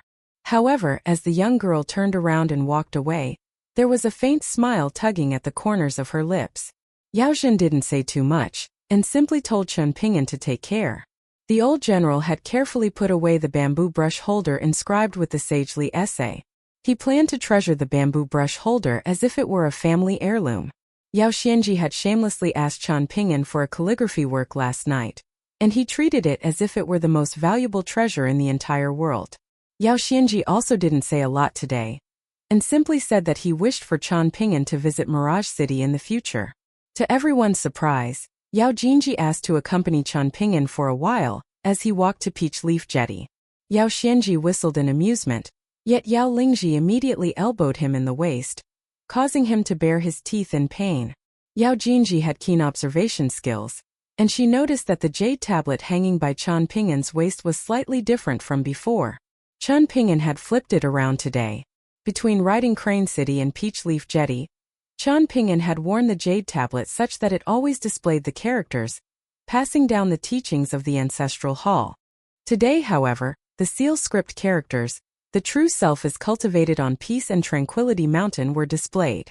A thought occurred to Yao Jinji, and she took a long and deep look at Chen Ping'an, the young boy who had traveled from northern Jin Nation to the capital of the Great Quan Empire. She made some polite small talk that didn't seem extraordinary in any sense. However, she gave off a feeling of sincerity and scholarly intelligence, making her appear especially attractive and moving. Chen Ping'an accepted her sincerity, yet he also turned it down at the same time. Perhaps only the two of them could truly understand the complicated nature of their relationship. In the end, Yao Jinji casually told Chen Ping'an about the character Ji, which existed in the names of everyone in her generation in the Yao clan. As it turned out, a fortune teller traveling around the border regions had been struck by misfortune and come across war and chaos many years ago. The fortune teller had eventually been saved by her grandpa, Yao Zhan, so he had performed a divination for the Yao clan. During divination, the fortune teller had said that an incredible person had once existed among the ancestors of the Yao clan, and that his kindred character was Xi. Moreover, this character had a strong affinity with the generation that Yao Zhan's grandchildren belonged to, and each person from that generation would be able to share in the fortune of that ancestor if they had the character Xi in their names. This character could improve the fated opportunities of this generation, and someone might even reach unfathomable heights thanks to the blessings of this ancestor. Yao Zhan hadn't thought much about this, and he had simply treated the character Xi as a good omen. Thus, he had included this character in the names of Yao Jinji and the other children. There were more than 20 people in his grandchildren's generation, and all of them had the character Xi in their names. Even the side branches of the Yao clan were no exception. Yao Zhan didn't show any favoritism. Among this generation, Yao Zhan's three grandchildren, Yao Jinji, Yao Lingji, and Yao Xianji, were the most exceptional. Chen Ping'an fell deep into thought after hearing this explanation. In the end, Yao Jinji performed an elegant and beautiful curtsy to Chen Ping'an. Chen Ping'an cupped his fists in reply. After hesitating for a moment, He eventually decided to say in a sincere voice, Miss Jinji, apart from helping old General Yao come up with strategies and take precautions against ill-meaning individuals in Mirage City, you also need to take care of your own safety. This might come across as offensive, but if you come across an insurmountable obstacle in the future, there's no harm in asking old General Yao for help. You can ask your grandfather to make the decision. After all, there's no need to take responsibility for everything and face all of the hardships by yourself. Yao Jinji removed her veiled hat in a rare display, giving a beautiful smile yet not saying anything. She simply looked at Qian Ping'an. Qian Ping'an cupped his fists again, bidding farewell to the young woman. Yao Jinji was a beautiful maiden, yet she surprisingly cupped her fists as well. Her glistening eyes were filled with a peculiar glimmer as she said loudly, "Mountains unchanged and rivers never dry." Qian Ping'an had no option but to finish the saying, "We shall meet again as long as time stands." Yao Jinji hadn't drunk any wine today, yet her cheeks immediately flushed red at this moment. In the distance, Zhu Lian smiled with squinted eyes and remarked, "Kindness from beautiful women is the most difficult to accept. The affection in their gaze is the most difficult to farewell." Sui Yubian completely ignored everything that was going on as she stood there with her sword strapped to her back. Qian Ping'an caught up with the others. Pei Qian had her cotton luggage sack slung diagonally across her back, and she was once again holding the hiking pole in her hand. There was no more horse-drawn carriage for them to take, yet Pei Qian was filled with eagerness for the upcoming journey. She wasn't afraid of traveling by foot at all. Otherwise, wouldn't she have developed all those calluses on her feet for nothing? Qian Ping'an waved goodbye to the convoy of the Yao clan. Yao Xianji, sitting on horseback, stood up on the stirrups to vigorously wave at Qian Ping'an. Qian Ping'an and the others continued to travel north. As they walked, Qian Ping'an couldn't help but sigh with emotion and say in a soft voice, "It's a shame that it didn't snow. Otherwise, we could have climbed to the top of screen-illuminating peak again to gaze upon the snow-covered Mirage City renowned for looking like an immortal realm." Pei Qian smiled and quipped, "Then why don't we wait until it snows before leaving?" For the past 2 days, Pei Qian had glued herself to Yao Jinji and called her big sister immortal the entire time. She had tried her best to flatter Yao Jinji, someone whom she viewed as a beautiful woman who didn't dare to show her face. In the end, Yao Jinji had sure enough given her a farewell gift, placing it inside a small wooden box. Among the presents were a few good fortune coins from a past dynasty which Yao Jinji had spent a lot of effort to obtain. In addition to these, there was a small wood carving of a Ganoderma. Add to that the other trinkets and there were a dozen or so items altogether. In the beginning, Pei Qian had simply wanted to swindle a few taels of silver from Yao Jinji. That would have been perfect, and Qian Ping'an wouldn't have stopped her either. Moreover, this amount of silver wouldn't be too much for her to handle. However, Yao Jinji had ended up giving her a very difficult problem. Pei Qian hadn't dared to accept the gift on her own considering its value, so Yao Jinji had eventually held Pei Qian's hand and handed the wooden treasure box to Qian Ping'an, explaining that the contents inside were rare and unique but not especially valuable. As such, she hoped that Qian Ping'an wouldn't turn down the gift. Qian Ping'an had initially wanted to turn down the gift or simply choose one item from the box, yet he had ultimately been left with no option but to accept it on Pei Qian's behalf following Yao Jinji's stubborn insistence. He placed the wooden treasure box inside his bamboo bookcase, and Pei Qian had absolutely no complaints about this. Instead, she viewed this as completely natural and justified. The wooden treasure box was fairly big and heavy after all, so was she meant to throw it into her luggage sack and carry it to Heavenly Palace Peak or whatnot? Wouldn't that tire her to death? As Pei Qian encouraged Qian Ping'an to wait until it snowed at Mirage City, she delightfully thought about the prospect of another farewell. Perhaps her wish would come true and she would truly receive gold and silver this time. Qian Ping'an smiled and suggested, "Then you can stay in Mirage City by yourself?" Pei Qian adjusted her luggage sack and gripped her hiking pole tightly. Being the unyielding fence-sitter that she was, she announced in a righteous voice, "I suddenly feel like making haste and continuing our journey is the most important thing." Qian Ping'an turned to his 4 subordinates and said, "I didn't ask the Yao clan for war horses, so we can only travel to the Immortal Ferry Station on Heavenly Palace Peak by foot." Zhu Lian immediately smiled and commented, "Walking can improve one's bones and tendons." Drifting through the river near Peach Leaf Jetty was a black awning boat located extremely far away from the convoy of the Yao clan. One temple master Du Hanliang slowly retracted his jade-like hand and said to a young female cultivator beside him, "Deliver a message to the Duke and tell him not to provoke Chan Ping'an. This person is a direct disciple of Peace and Tranquility Mountain's ancestral hall, so to say nothing of the great Quan Empire being made to suffer, even our Golden Summit Taoist temple will risk complete destruction if we dare to kill Chan Ping'an." The female cultivator immediately stood up and left. Another female cultivator remained, and she continued to brew tea for the temple master. She possessed a decent cultivation base after all, so this allowed her to have beautifully pale skin. Temple master Du Hanliang, a nascent tier earth immortal, sat there quietly with an apathetic look in his eyes. We failed at the final step. Due to the extremely rare nature of jade tablets from the ancestral hall of Peace and Tranquility Mountain, only those from relatively large and powerful immortal clans and sects would recognize the jade tablet hanging by Chan Ping'an's waist.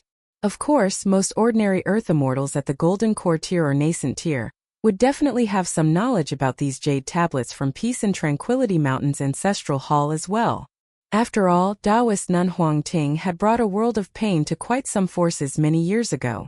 She had only settled down during the past 60 years, and nobody knew whether she was cultivating in seclusion or whether her old ancestor had instructed her to remain in Peace and Tranquility Mountain. Trying to provoke Peace and Tranquility Mountain at this moment would be even more suicidal than trying to provoke Parasol Leaf Sect or Jade Tablet Sect. Du Hanliang naturally didn't dare to provoke any of them. Moreover, he had only made a small transaction with Duke Gao Shizhen and the true mastermind behind the Duke, one which was only an added bonus. Killing Chan Ping'an would naturally be ideal, but it wouldn't matter too much even if they failed to kill him.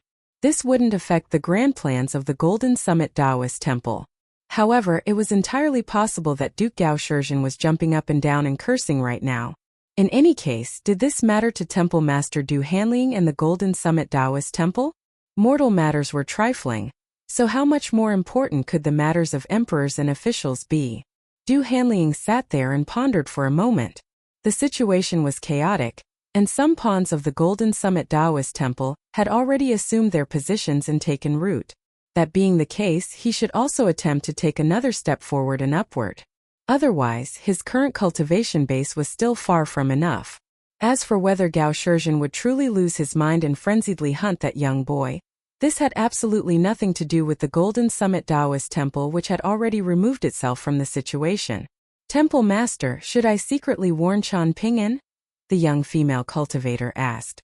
However, she quickly answered her own question, saying, "That would be gilding the lily. Doing too much is just as bad as not doing enough." Du Hanliang smiled and shook his head, correcting her. "It's not that we shouldn't do this, but rather that the time isn't right yet. Moreover, you won't be the one to play the role of a good person. This will have to be done by Xiao Yuanran." The female cultivator smiled and said in flattery, "Temple Master's wisdom is truly unmatched." Du Hanliang dismissed this with a smile. Chan Ping'an didn't need to ask. Yao Zhan went ahead and obtained for him a geomancy map of the northern regions of the Great Quan Empire, as well as 2 even more detailed geomancy maps of the relevant provinces and prefectures. This allowed Chan Ping'an to plan a rough route to Heavenly Palace Peak. The 6 of them left the official road and entered a muddy dirt road. With a yellow paper talisman stuck on her forehead and a hiking pole in her hand, Pei Qian walked as swiftly and freely as the wind. Bored and with nothing better to do, the skinny little girl asked, "Old man Wei, do you let out stinky farts when you eat until you're stuffed?" Wei Xian ignored her. Pei Qian went to pester someone else. "Little Bai, how come I've never seen you leave to take a shit? It's not good to hold your shit in your stomach." Lu Baixiang was rendered speechless. Pei Qian ran over to Sui Yubian, who was at the back of the group, and she raised her head and asked with an obsequious expression, "Big Sister Sui, do you know how to fly? I often listen to the storyteller at the foot of the bridge, and he claimed that immortals could not only leap across rooftops and run along walls, but they could also transform beings into soldiers and ride atop mists and clouds." Well, that old geezer was trying to trick people into giving him wine to drink, so I didn't believe a single word that he said. But I believe in you, Big Sister Sui. I've seen people flying on swords before, so you can definitely do this as well, right? Especially with how beautiful you are. I'll be head over heels with joy if I can become half as beautiful as you when I grow up. In the end, Pei Qian returned to Qian Ping'an's side and mysteriously sighed with emotion, saying, "Back in my hometown, I always felt like the most amazing thing in the world would be if you could just eat soil and not die because of it. I read in a book that there's a mountain in the northern regions of Parasol Leaf Continent where the clay is genuinely edible," Qian Ping'an replied. Pei Qian was stunned and she exclaimed, "Clay that can genuinely be eaten like rice? Then should we head over to collect a basket?" Qian Ping'an shook his head and replied, "It's not on the way." Pei Qian's mind was always filled with strange and peculiar thoughts. For example, she would earnestly ask Qian Ping'an whether he felt like each building and each tree looked very much like a person. Her explanation was that windows looked like the eyes of buildings, while doors looked like their mouths. Similarly, leaves looked like the outer garments of trees. Qian Ping'an countered this by asking, "Then why do trees remove their garment when it's freezing cold in winter, yet they wear so much when it's scorching hot in summer?" "Oh, he has a point." Pei Qian scratched her head. Sure enough, Qian Ping'an's explanation was more reasonable because he had read more books. Apart from Pei Qian's occasional nonsense, Qian Ping'an and his 4 subordinates didn't speak much as they walked. Many people might find this unfathomable, but the 6 people traveling together on foot were individuals from different time periods, 5 of whom had enjoyed the title of strongest in the lotus flower-blessed land in their time. Qian Ping'an continued to ruminate on the immortal mantra inscribed on the jade slip from the water goddess as he walked. While walking along a mountain path paved with bluestone slabs today, Julian asked in a quiet voice, "How should we deal with this, young master?" Lu Baixiang, Wei Xian and Sui Yubian continued forward as normal. Yet they had also noticed the peculiar situation at the same time. "There's no need to panic," Qian Ping'an replied. They had purposely detoured around the jurisdiction of the Great Quan Empire's border army while traveling north, and it was because of this that they had walked more mountain paths. However, they had finally been discovered by someone today. It was difficult to say who it was right now, and the other party might be simply fearful of them, so they found it necessary to send someone over to examine the situation. Of course, this could also be a trap that was specifically targeting Qian Ping'an and his companions.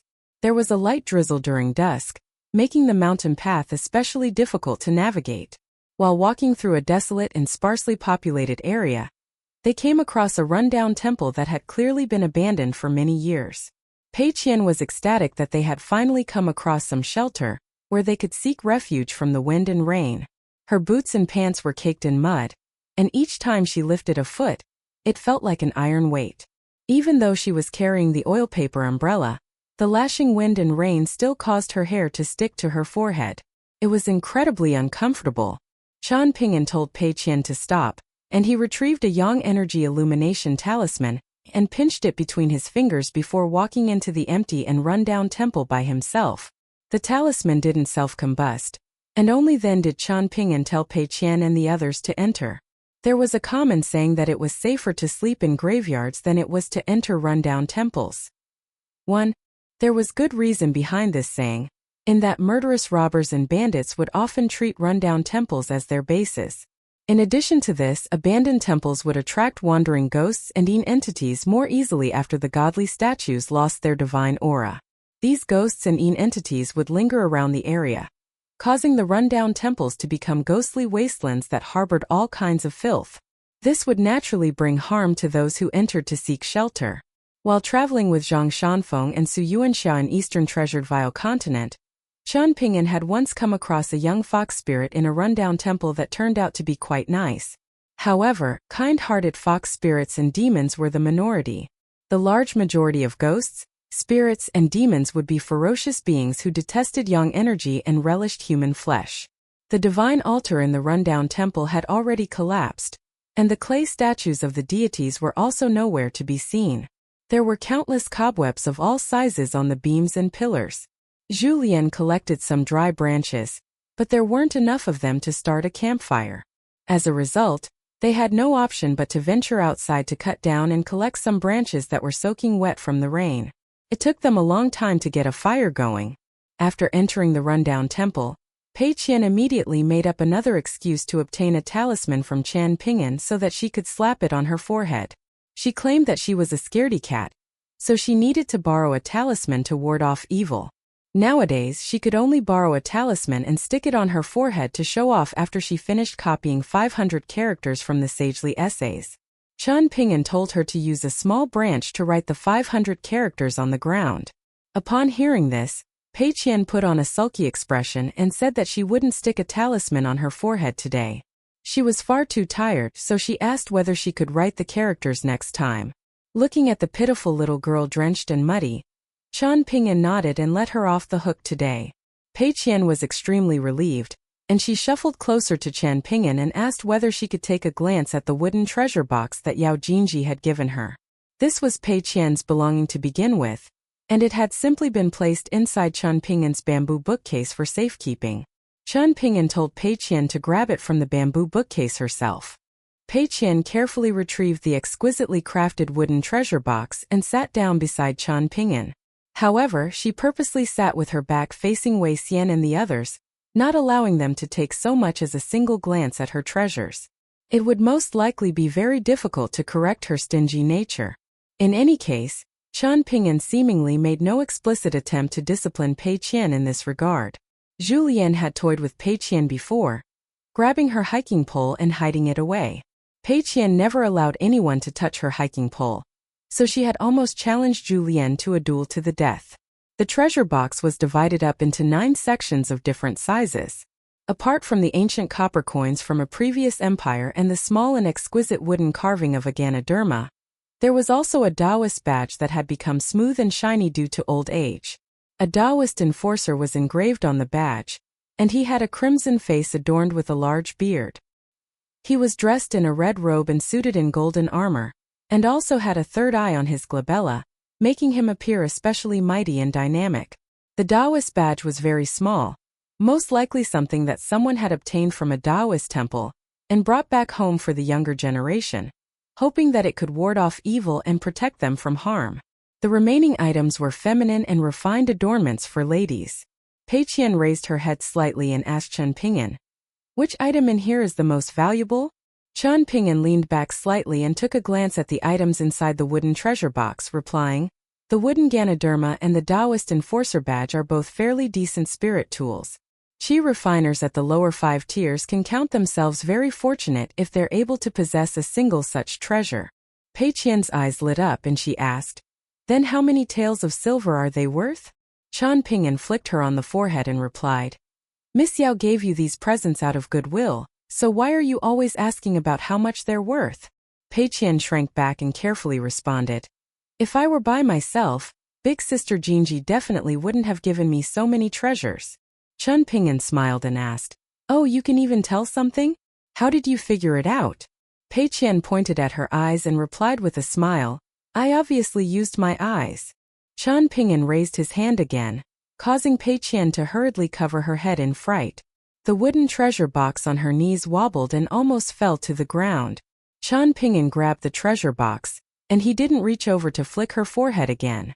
Pei Qian put everything back in the treasure box before turning around and handing it to Qian Ping'an. She lowered her voice and said, "Big Sister Jinji is genuinely very beautiful. I feel like she's more feminine than a certain someone else." Qian Ping'an didn't comment on this. He glanced outside the temple where the light drizzle had transformed into a heavy downpour. Zhu Lian was busy cooking. Qian Ping'an stood up and grabbed a branch roughly as long as a sword before walking over to the entrance of the temple. He stood still and looked up at the curtain of rain. Zhu Lian and the others turned their heads to look at Qian Ping'an at almost exactly the same time. Even Sui Yubian sitting cross-legged the furthest away from Qian Ping'an was no exception, placing her hands on the hilt and tip of deep infatuation after opening her eyes.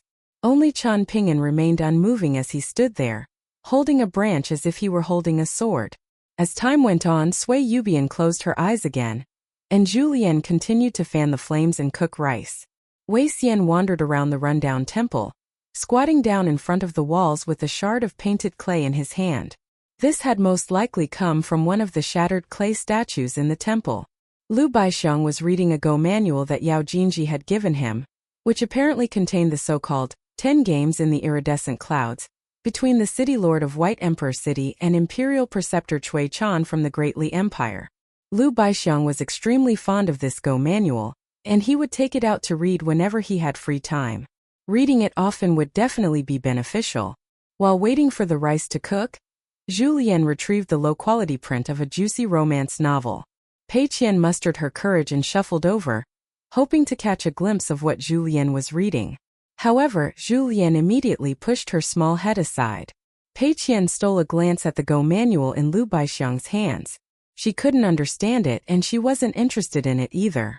She detested Go immensely. You take a turn, they take a turn, and both sides needed to ponder forever before making their move. It was far too boring. Indeed, it would only be slightly more interesting if she could rapidly smack down 3 or 4 Go pieces for every Go piece that her opponent placed.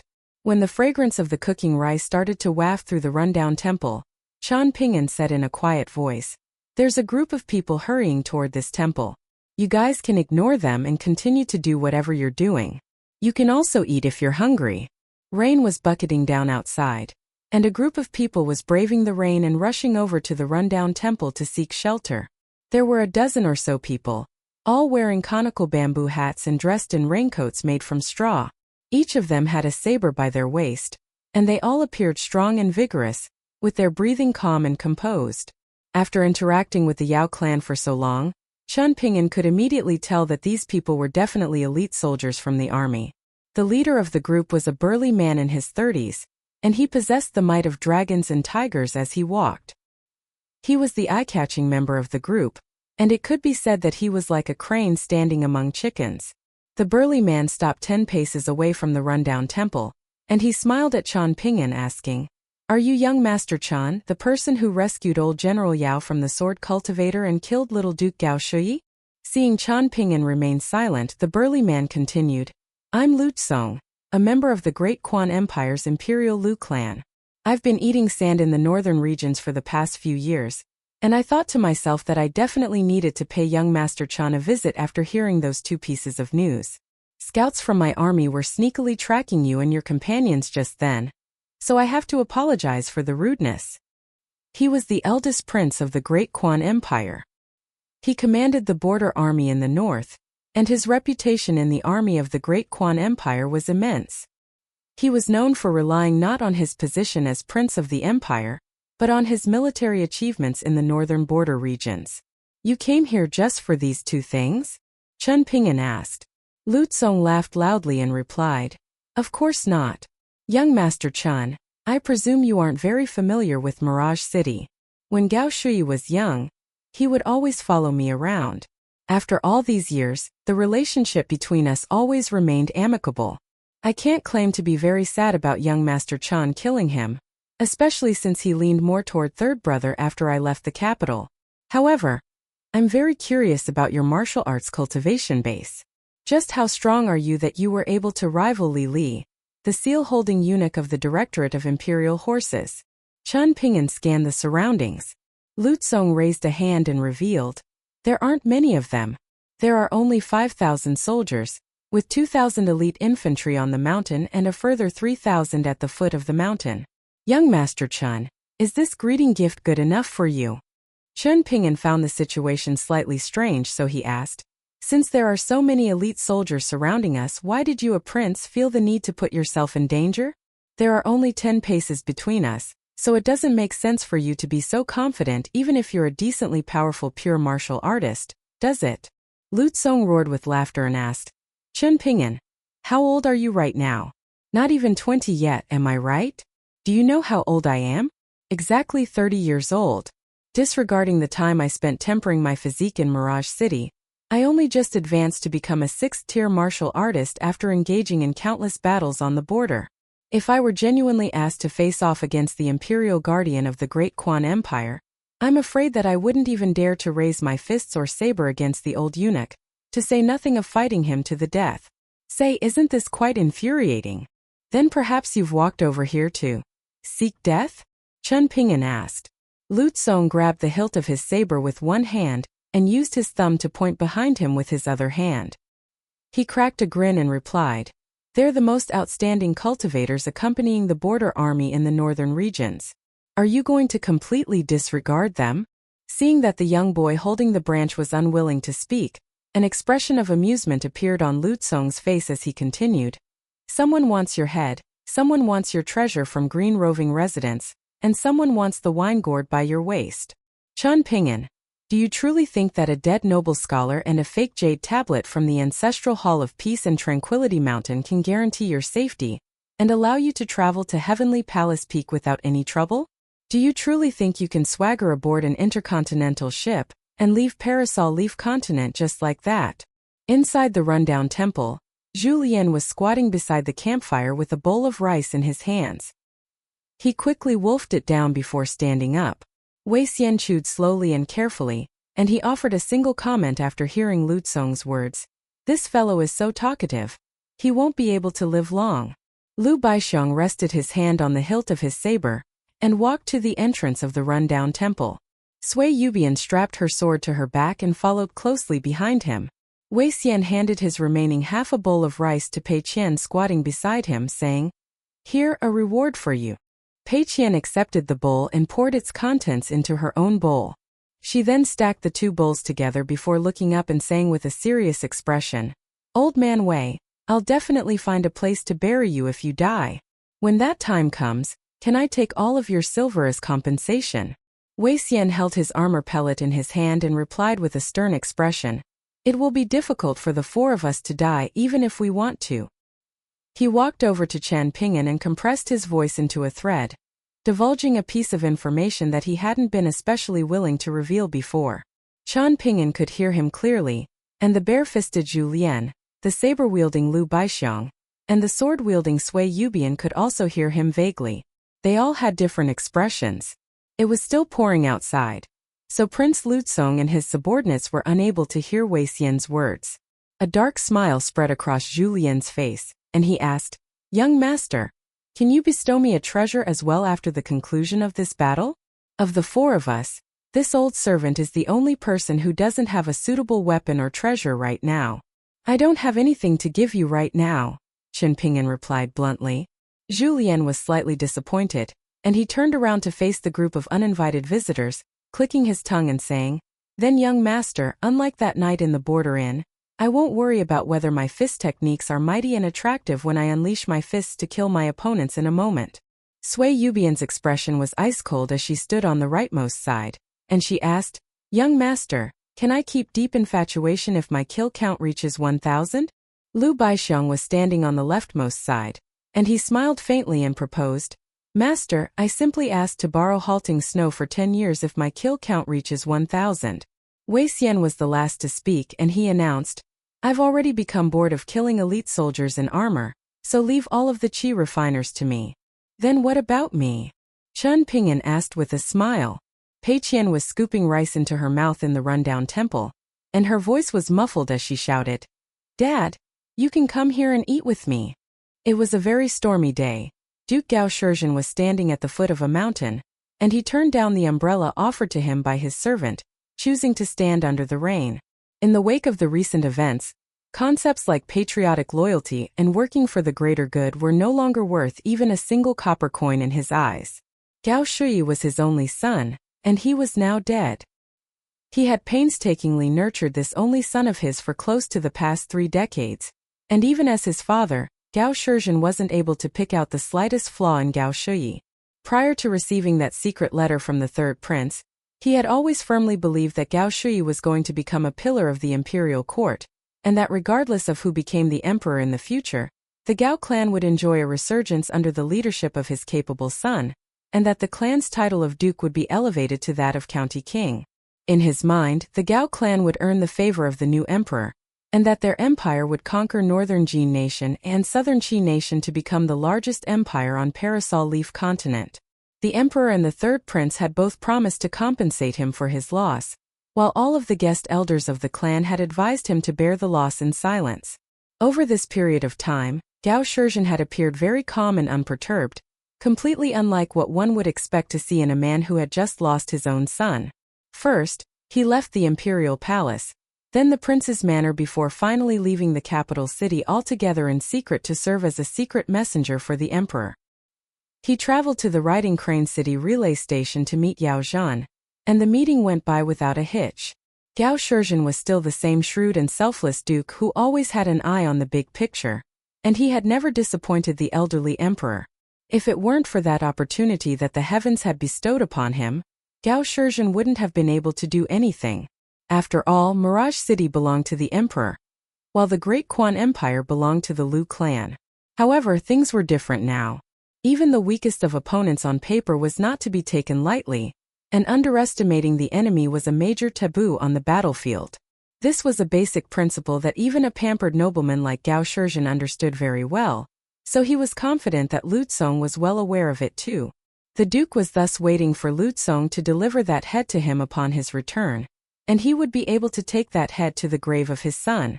Standing in front of the rundown temple, Qian Ping'an cast his gaze toward the two people hiding at the very back of Lu Tsong's entourage. Upon detecting Qian Ping'an's gaze, the two of them exchanged a glance with each other before taking a few steps forward, revealing themselves to be none other than Su Qingzhou and Su Tong, familiar faces who had fought against Liu Baixiang and Sui Yubian back in the inn on the border. Su Qingzhou removed his coir cape before tossing it aside, revealing a suit of armor. Strapped to his waist was a generic blade assigned to all of the soldiers serving on the Great Quan Empire's border, but that was only there for show, and in addition to that, he was also carrying modesty. Su Qingzhou remained silent while Su Tong smiled and said, "What a coincidence it is that we've run into each other again, young Master Qian.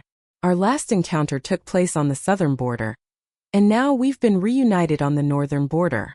With the two of them, Lu Tsong's entourage consisted of 10 people, the other 8 being all seasoned cultivators who had been with the army for many years on the northern border.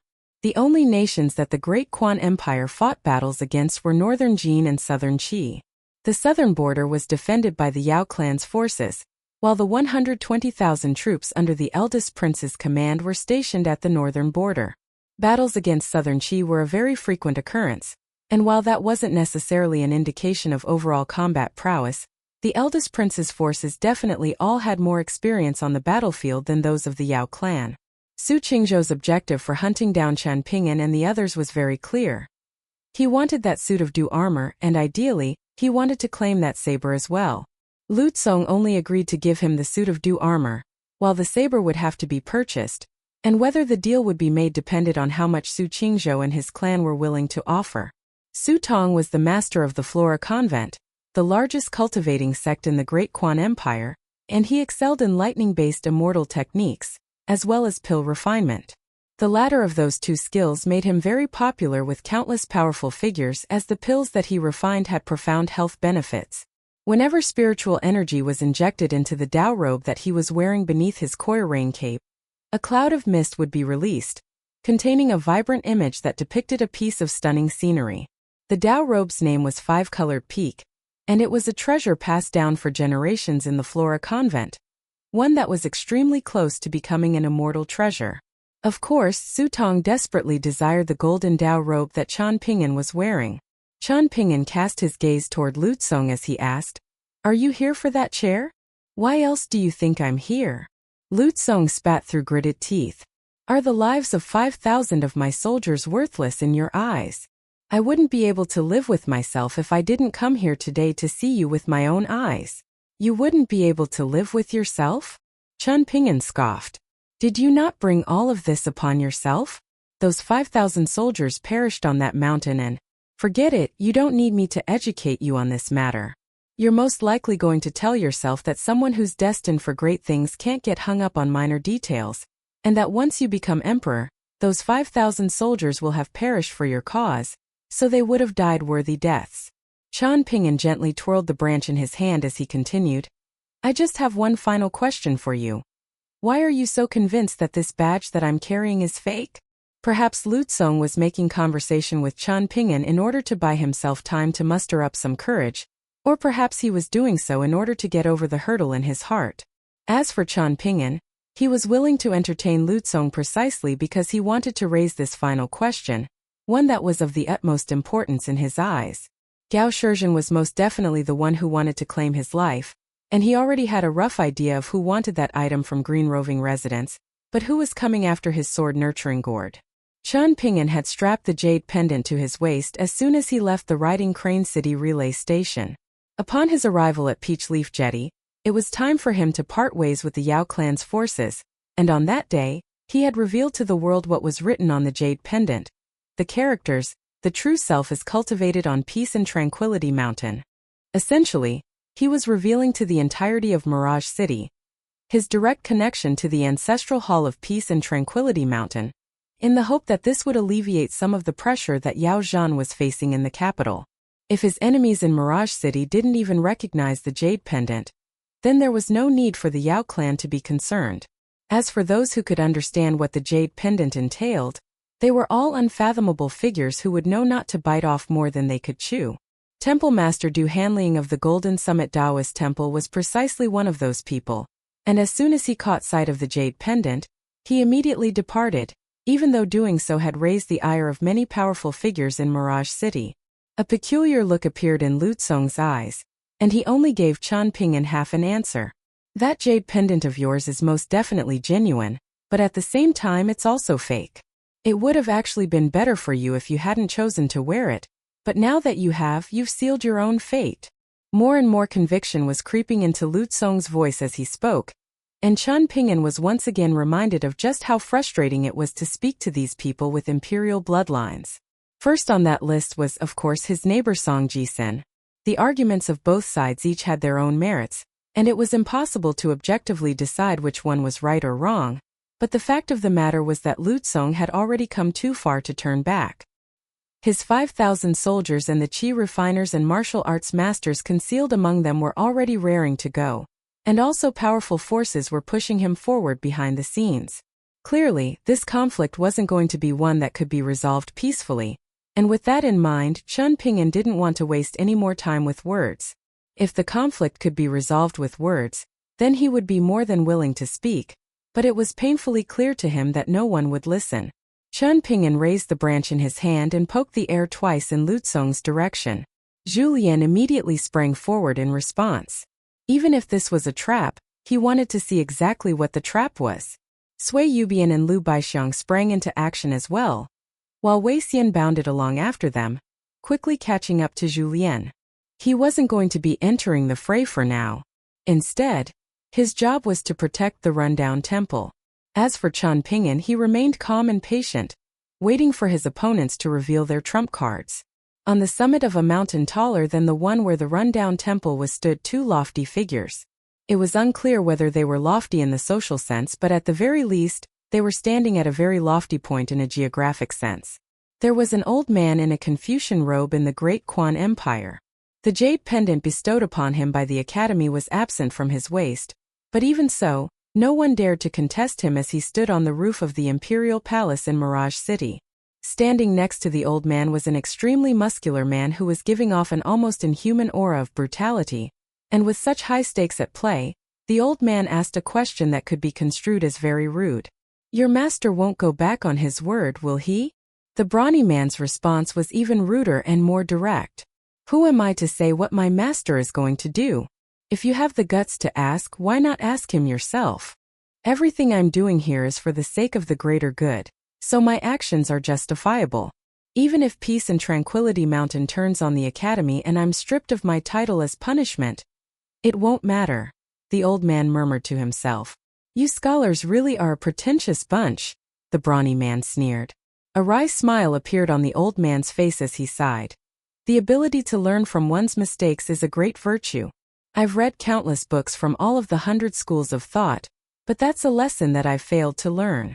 The brawny man didn't mock the old man any further for fear that if he were to go too far, the old man would suddenly change his mind, thereby ruining the plan that his master had cooked up. With that in mind, he consoled. "That treasure is extremely precious, so it's no wonder that you've plotted so extensively to obtain it. Truth be told, it's very alluring even to me. How about we make a deal? Once you obtain the treasure, I'll give you the immortal treasure given to me by my master in exchange for the first half. After that, I'll serve you for 60 years in exchange for the rest. What do you say?" The old man considered this offer momentarily, then replied with a nod. "Deal. Prior to coming here, my master forbade me from getting involved in this conflict unless it's to save your life," the brawny man cautioned. He also advised you to try and refrain from turning to violence, and that even if you do, you should do so in moderation. Otherwise, you could easily attract the attention of that sage from the Confucian temple. Even though that sage is currently busy searching for that old ape from Peace and Tranquility Mountain, if he suddenly decides to come here, then Lu Tsong and those other small fry might be spared from punishment, but the two of us are definitely not going to be so fortunate. At the mention of the sage from the Confucian temple, the old man's glum mood was soured even further. All of the 72 sages in the authentic Temple of Decorum on Middle-earth Divine Continent were extremely powerful figures that were not to be messed with. In contrast with the likes of the 72 Academy Mountain Masters, these were true Confucian sages, not just Academy sages revered by mortal empires. With that in mind, the old man gave a grim nod as he replied, "I understand." The storm on the mountain summit was becoming heavier, but the rain was spraying in all directions before it had a chance to fall onto the two men, as if there were an invisible oil paper umbrella above their heads. The brawny man yawned lazily to himself, and he couldn't help but wonder why someone of his master's status and powers would be so intent on hunting down that young boy. Unfortunately for his master, he had taken virtually the entire Parasol Leaf continent into account in his plan, but he had failed to anticipate that a young boy from Planchette Writing Sect would inadvertently stumble upon that 12th-tier master. As a result of this unforeseen mishap, the entire plan that his master had painstakingly hatched was at risk of falling apart at the seams. Could it be that the fortune of Parasol Leaf Continent was really so dense that it couldn't compare with Southern World Continent that was closest to Stalactite Mountain? It was important to remember that the almighty Old Man Chun was present on Southern World Continent. According to his master, Old Man Chun was an extremely renowned figure, even back in his hometown, and was regarded as one of his most formidable potential foes. Even his master had admitted that he would definitely be no match for Chan Chunin as long as they were in Majestic World. A young Taoist priest wearing a hibiscus hat had arrived at a small town on the southern border of the Great Quan Empire. Instead of making his way into the town, he walked slowly along its short earthen walls, gently brushing a hand over the coarse surface of the wall with a faint smile on his face. After that, he made his way to an inn near the small town along the official road. Business was quite slow in the inn, and a lame young boy was taking a nap with his head resting on the table, while a hunchbacked old man was smoking his pipe while seated by the curtain. A woman was sitting behind the counter working out the accounts, and she was getting so frustrated that she had to fight back the urge to smash the abacus. The young Taoist priest stepped into the inn, then quietly called out for Jianyang with a gentle and soft look in his eyes. The lame young boy raised his head in a bleary-eyed fashion and a vexed look on his face. The impoverished scholar had only just left, yet now it was this young Taoist priest's turn to hit on their shopkeeper. Were there no other good-looking women in this world? Why were they all coming to harass their shopkeeper? The woman raised her with a perplexed expression and asked, "Have we met before?" The young Taoist priest was quite unremarkable in appearance, and the only thing worthy of note about him was his rare Taoist hat. His looks were quite average as was his height, and his Taoist robes also appeared rather old. However, what caught the woman's attention was the look in his eyes, which she found to be very strange. There was none of the lascivious lust and desire that she saw in the eyes of the young men from the town, nor the inexplicable look of infatuation that Zhong Kuei had gazed upon her with. Instead, it seemed like he was merely greeting an acquaintance that he hadn't seen for a long time. However, even though he was clearly looking at her, it also seemed like he was looking further into the distance instead of answering her question. The young Taoist priest only continued to stare and smile at her, and his eyes gradually became brighter and more unsettling, much to Jianyang's dismay. For some reason, the young Taoist priest suddenly burst into tears, but the smile on his face remained unchanged as he said, "Let's go home together, Jianyang." Before Jianyang had a chance to erupt into a tantrum, the young Taoist priest wiped the tears on his face as he murmured in a self-deprecating fashion, "My apologies, I mistook you for someone else." He sat down beside a table, then pulled out a few pieces of loose silver and placed them on the table. He said with a smile, "I want however many flagons of wine these pieces of silver can fetch me." The inn was situated on the border, so there were all types of people coming through, and there were often travelers who exhibited rather strange behaviors. Throughout the years that the lame young boy had been working at the inn, He had seen more than his fair share of enigmatic characters, so he didn't think much of the young Taoist priest as he picked up the loose silver and said, "Our green plum wine is split up into 3 grades. If you want our finest green plum wine, then these pieces of loose silver will only be able to fetch you a single jar. 1 jar of your finest green plum wine it is then." The young Taoist priest interjected with a smile before the lame young boy had a chance to finish. He was journeying through the vast world far away from home, and he couldn't form any deep connections with anyone. Over the course of such a lonesome journey, wine was all but a necessity.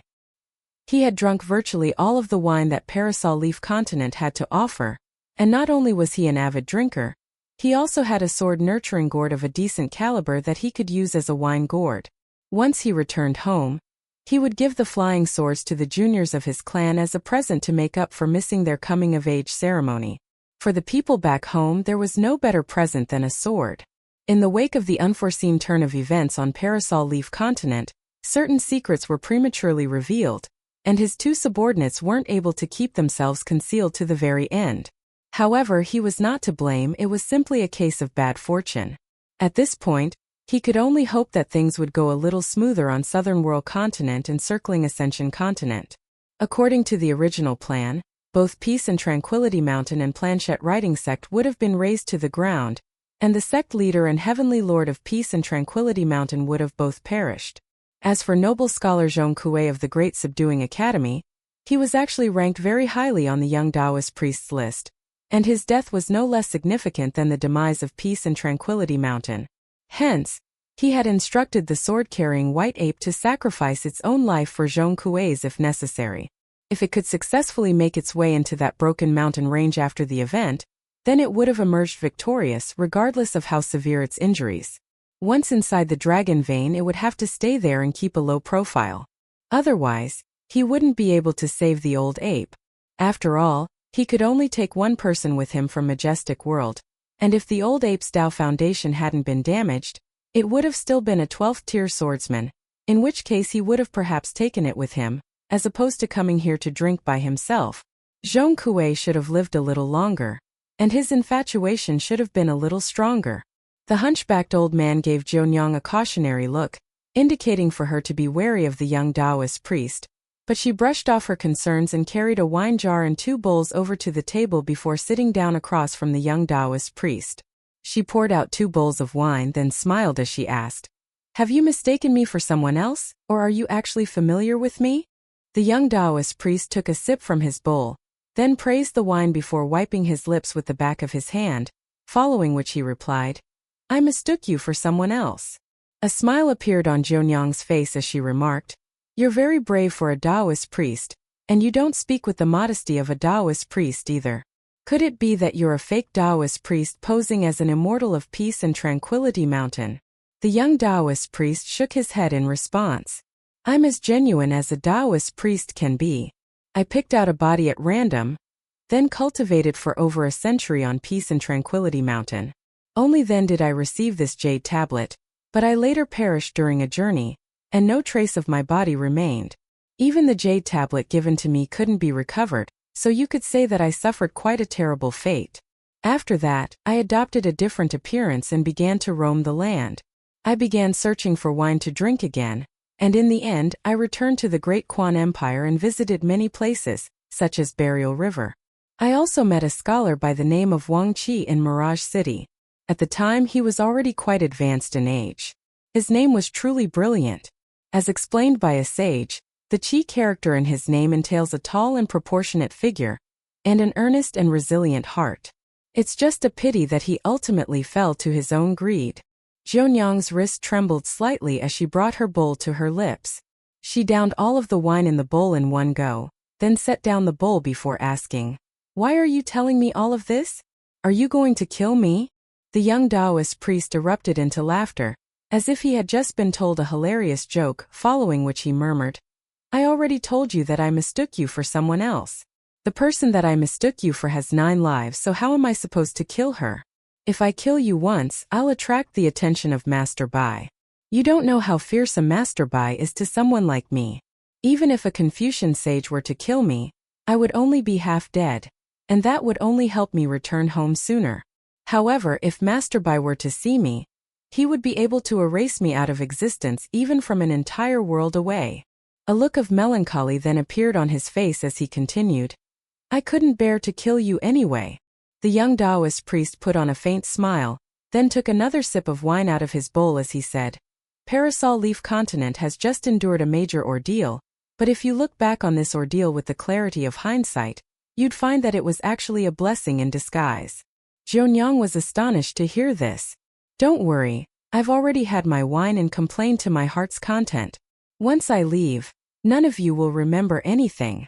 The young Taoist priest set down his bowl as he spoke, then rose to his feet and turned to leave.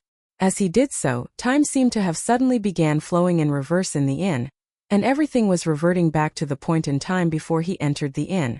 Finally, as the young Taoist priest strode over the doorstep of the inn, everything returned to normal. The lame young boy was still dozing off at the table, the hunchbacked old man was still smoking his pipe, and Jianyang had gone back to working on her abacus. Time stood completely still. The only difference was that the young Taoist priest's bowl still remained on the table. He leaned back to cast his gaze toward the counter, and Jianyang looked back at him with a cold expression. The young Taoist priest took a glance behind Jianyang, where a series of white tails that were as thick as pillars had appeared. After counting the number of tails, the young Taoist priest's brows furrowed slightly, but they quickly unfurrowed again as he smiled and departed. You're going to be plucked out sooner or later, Jianyang said in a cold voice. At this point the young Taoist priest was already far away from the inn, but his voice rang out within it as he replied. That's precisely what I desire.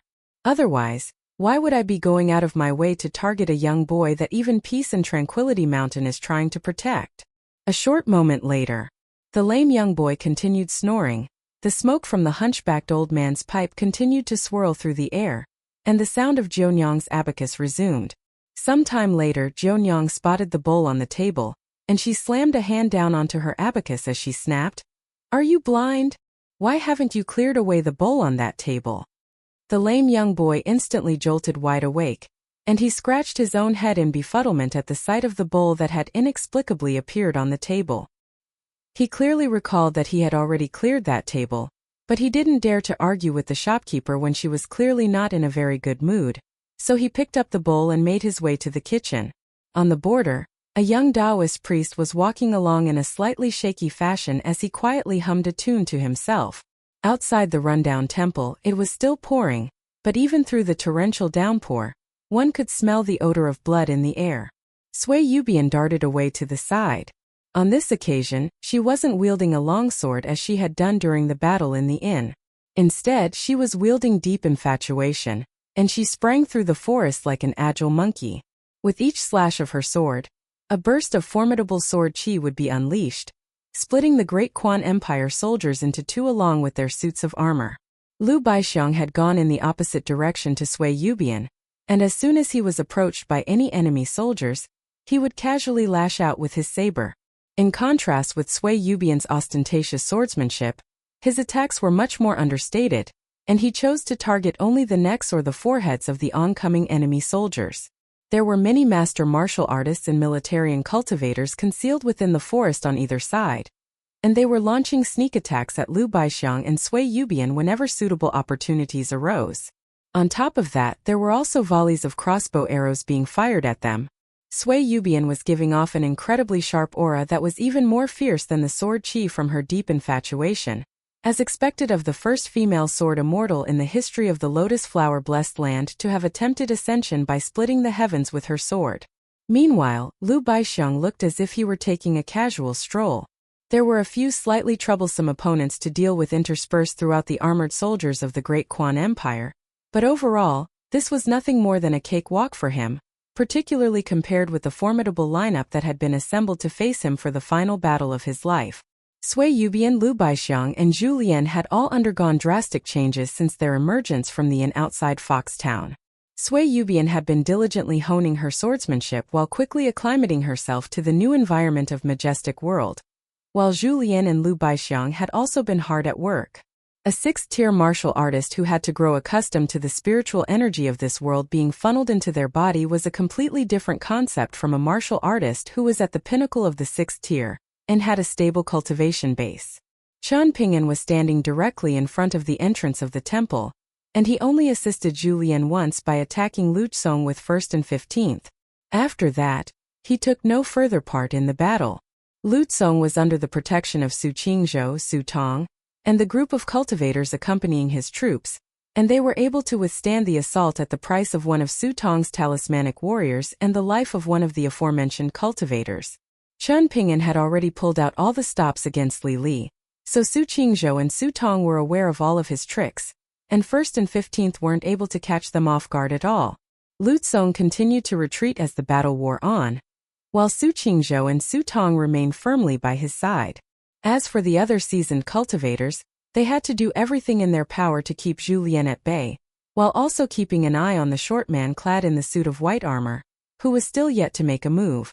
There were 2,000 soldiers on the mountain, as well as 3,000 more that could scale the mountain at any moment to serve as reinforcements. Additionally, there were also all of the cultivators accompanying the troops and the master martial artists that Lu Tsong had hired, and he knew that such a lineup wouldn't be sufficient to kill Qian Ping'an and his 4 subordinates, but if he could just kill or severely wound 2 or 3 of them, then that would be enough to seal his victory. At this moment, Zhu Lian was truly living up to his nickname of martial arts maniac. His entire body was like a coiled spring, and he moved as fast as lightning. All of the sneak attacks thrown at him by the cultivators under Lu Tsong's command were evaded with ease, as if he had anticipated everything. As he charged forward, he hunched his back even further to lower his center of gravity, to the point that his hands were trailing along the ground. Whenever he stomped a foot down onto the ground, he would shoot forward like a speeding arrow, displaying incredible speed and explosiveness. Pouncing on an opening, Zhu Lian appeared in front of a middle-aged enemy cultivator in a wraith-like fashion, then plunged his fist straight through the man's abdomen. He then used the man's lifeless body as a shield, warding off an attack from one of Su Tong's talismanic warriors before tossing the body aside. After that, he abruptly sprang several steps to the side, and without even looking, he swung an arm into another enemy cultivator's head, causing it to explode like a watermelon. The headless body of the unfortunate cultivator flew through the air before landing heavily on the ground dozens of feet away. Clad in his suit of West Mountain armor, Wei Xian reached out to grab the enemy spirit tools that were just barely glancing past Zhu Lian with his bare hands. Any spirit tool caught in his grasp would either be pulverized by his crushing grip or bent beyond repair. Additionally, more and more of Lu Tsong's forces were beginning to rush out from the paths on either side, and in response, Wei Xian began to retreat.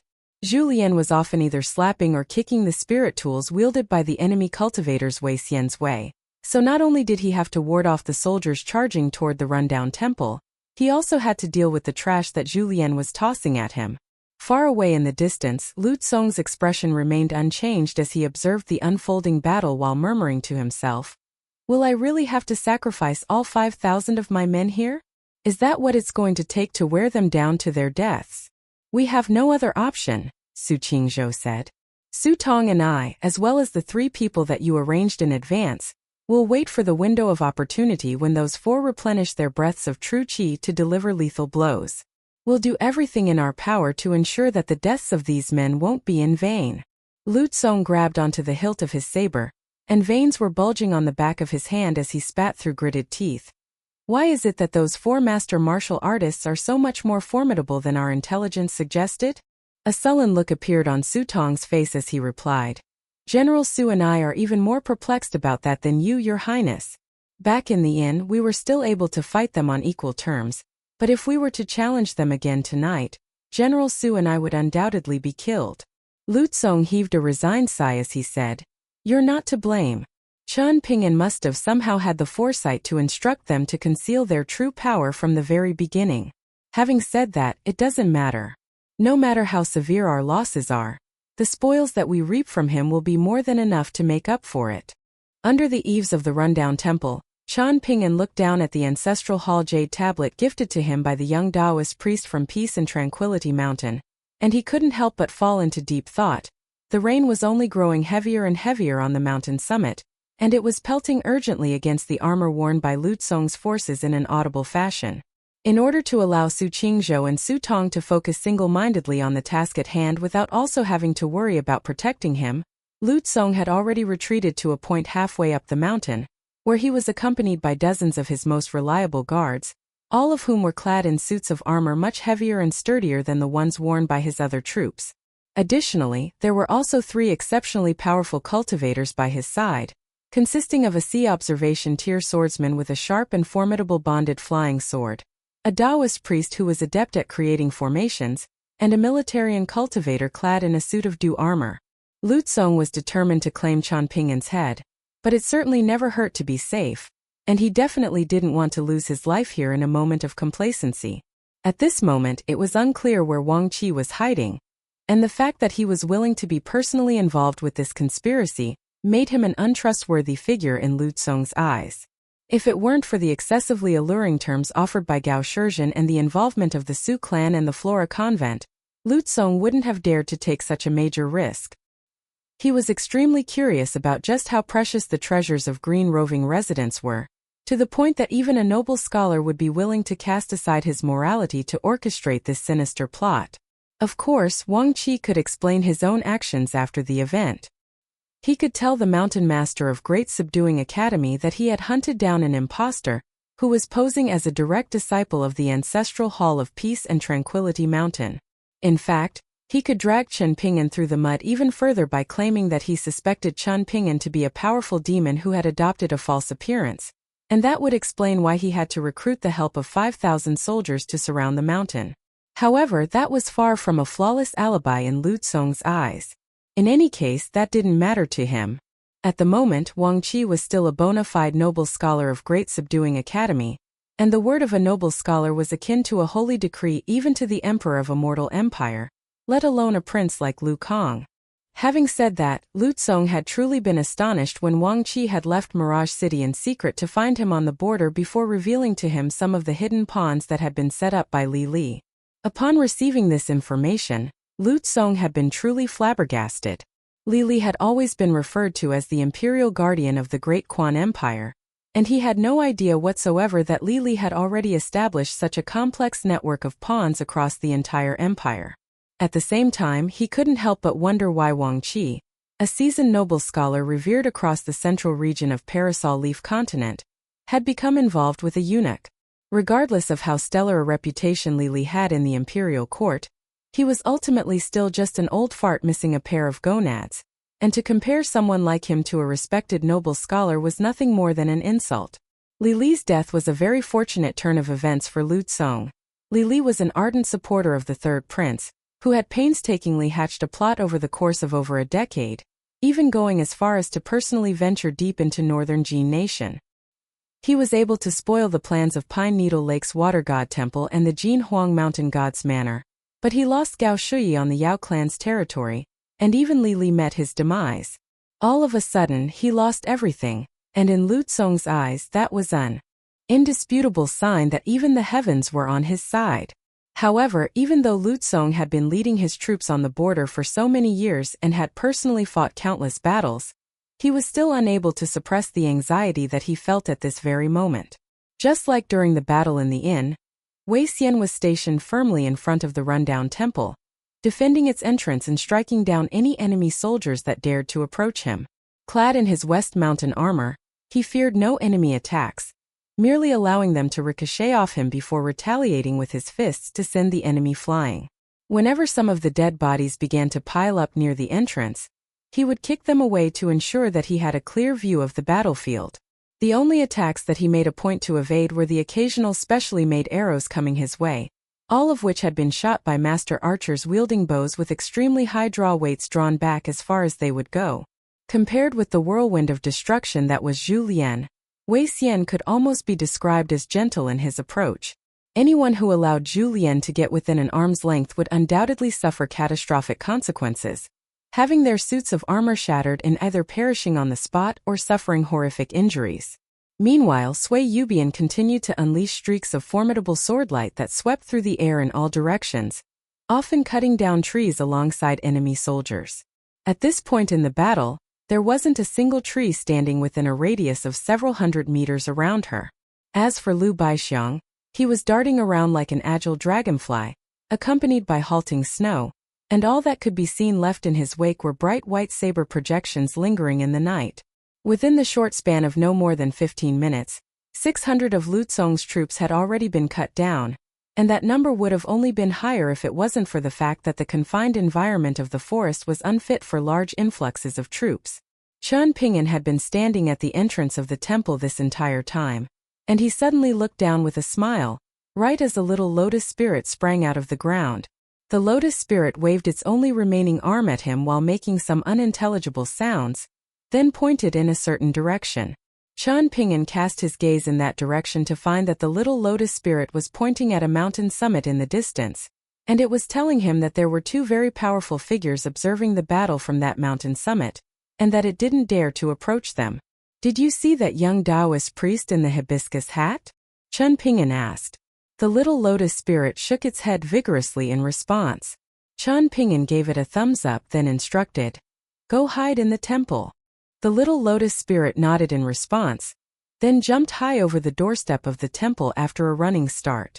Upon entering the temple, it spotted Pei Qian, and an apprehensive look immediately appeared on its face.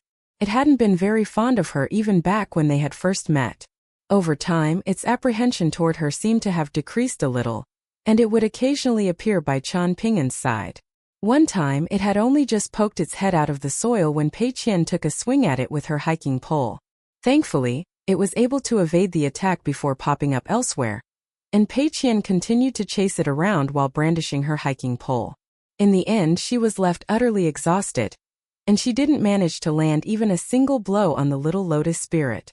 On top of that, Qian Ping'an punished her by dragging her along by the ear for half a kilometer while she yelled and cried the entire time. Pei Qian began to sneak over to her hiking pole, and a disgruntled look appeared on the little lotus spirit's face. This time it wasn't fearful of her at all, and it strode over to her before laying on the ground right beside her feet. Pei Qian picked up her hiking pole before taking a hesitant glance at Qian Ping'an, and in the end she tossed the hiking pole aside again as she crouched down with a smile and said, "You are completely and utterly useless. My father is definitely going to sell you for money so he can buy me a bunch of tonghulus." The little lotus spirit turned onto its side, stoically ignoring Pei Qian with a displeased look on its face. Pei Qian poked it in the armpit as she continued, "If you become my lackey, then I'll convince my father not to sell you. What do you say?" The little lotus spirit scrambled to its feet, then rushed away before sitting down with its legs crossed, just like Qian Ping'an did whenever he was reading. Pei Qian rolled her eyes as she continued, "Do you know how rich I am right now? I have a little treasure trove that's filled with all types of treasures, so you better learn to be more respectful to me, do you understand? As long as you're good and obedient, I'll take you under my wing as a lackey, and if I'm in a good mood someday, I may just pull out a pretty copper coin from my treasure trove and give it to you as a reward." The little lotus spirit remained completely unmoved.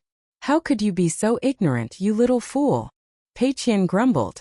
"Once I become an unmatched swordswoman, I'll tap your head until you're bruisered all over. Do you really think I don't know where you are when you're hiding underground?" The little lotus spirit was a little fearful upon hearing this, and it turned to Qian Ping'an with a pitiable expression. Pei Qian hurriedly put on a comforting smile as she said, "I'm just kidding around. You need to learn to take a joke." Standing at the entrance of the temple, Qian Ping'an was feeling a bit more assured. Seeing as there were two people observing the unfolding battle from that nearby mountain, at the very least, he knew that he wouldn't suddenly be struck down and killed out of the blue. He had a strong suspicion that one of those two people was the Academy noble scholar stationed in Mirage City. He had already met a true noble person in the form of Zhong Kuei, and he could only presume that he was dealing with a phony on this occasion. The wealth of one's knowledge really didn't necessarily correlate with the strength of one's moral compass. In addition to that, many Academy disciples were also cultivators, and the higher one ascended in the world of cultivation, the more perils and temptations they would encounter, so it was not a simple task to remain steadfast to one's initial beliefs. Back at Green Roving Residence, Qian Ping'an had felt it very strange that the Great Quan Empire wasn't doing anything to restrain that great demon in the river, even though it was harassing the water goddess. Perhaps that noble scholar had already long renounced the sagely teachings that he had once held dear. Perhaps he was now pursuing immortality or some other self-serving objective, rather than dedicating himself to educating the masses. Greed had corrupted many good men in the past, and it really wasn't that strange to see a noble scholar quite advanced in age succumb to his desire for immortality. At his peak, Cui Chan had been the first disciple of a 12th-tier immortal, yet he had also ultimately strayed down the path of blasphemy.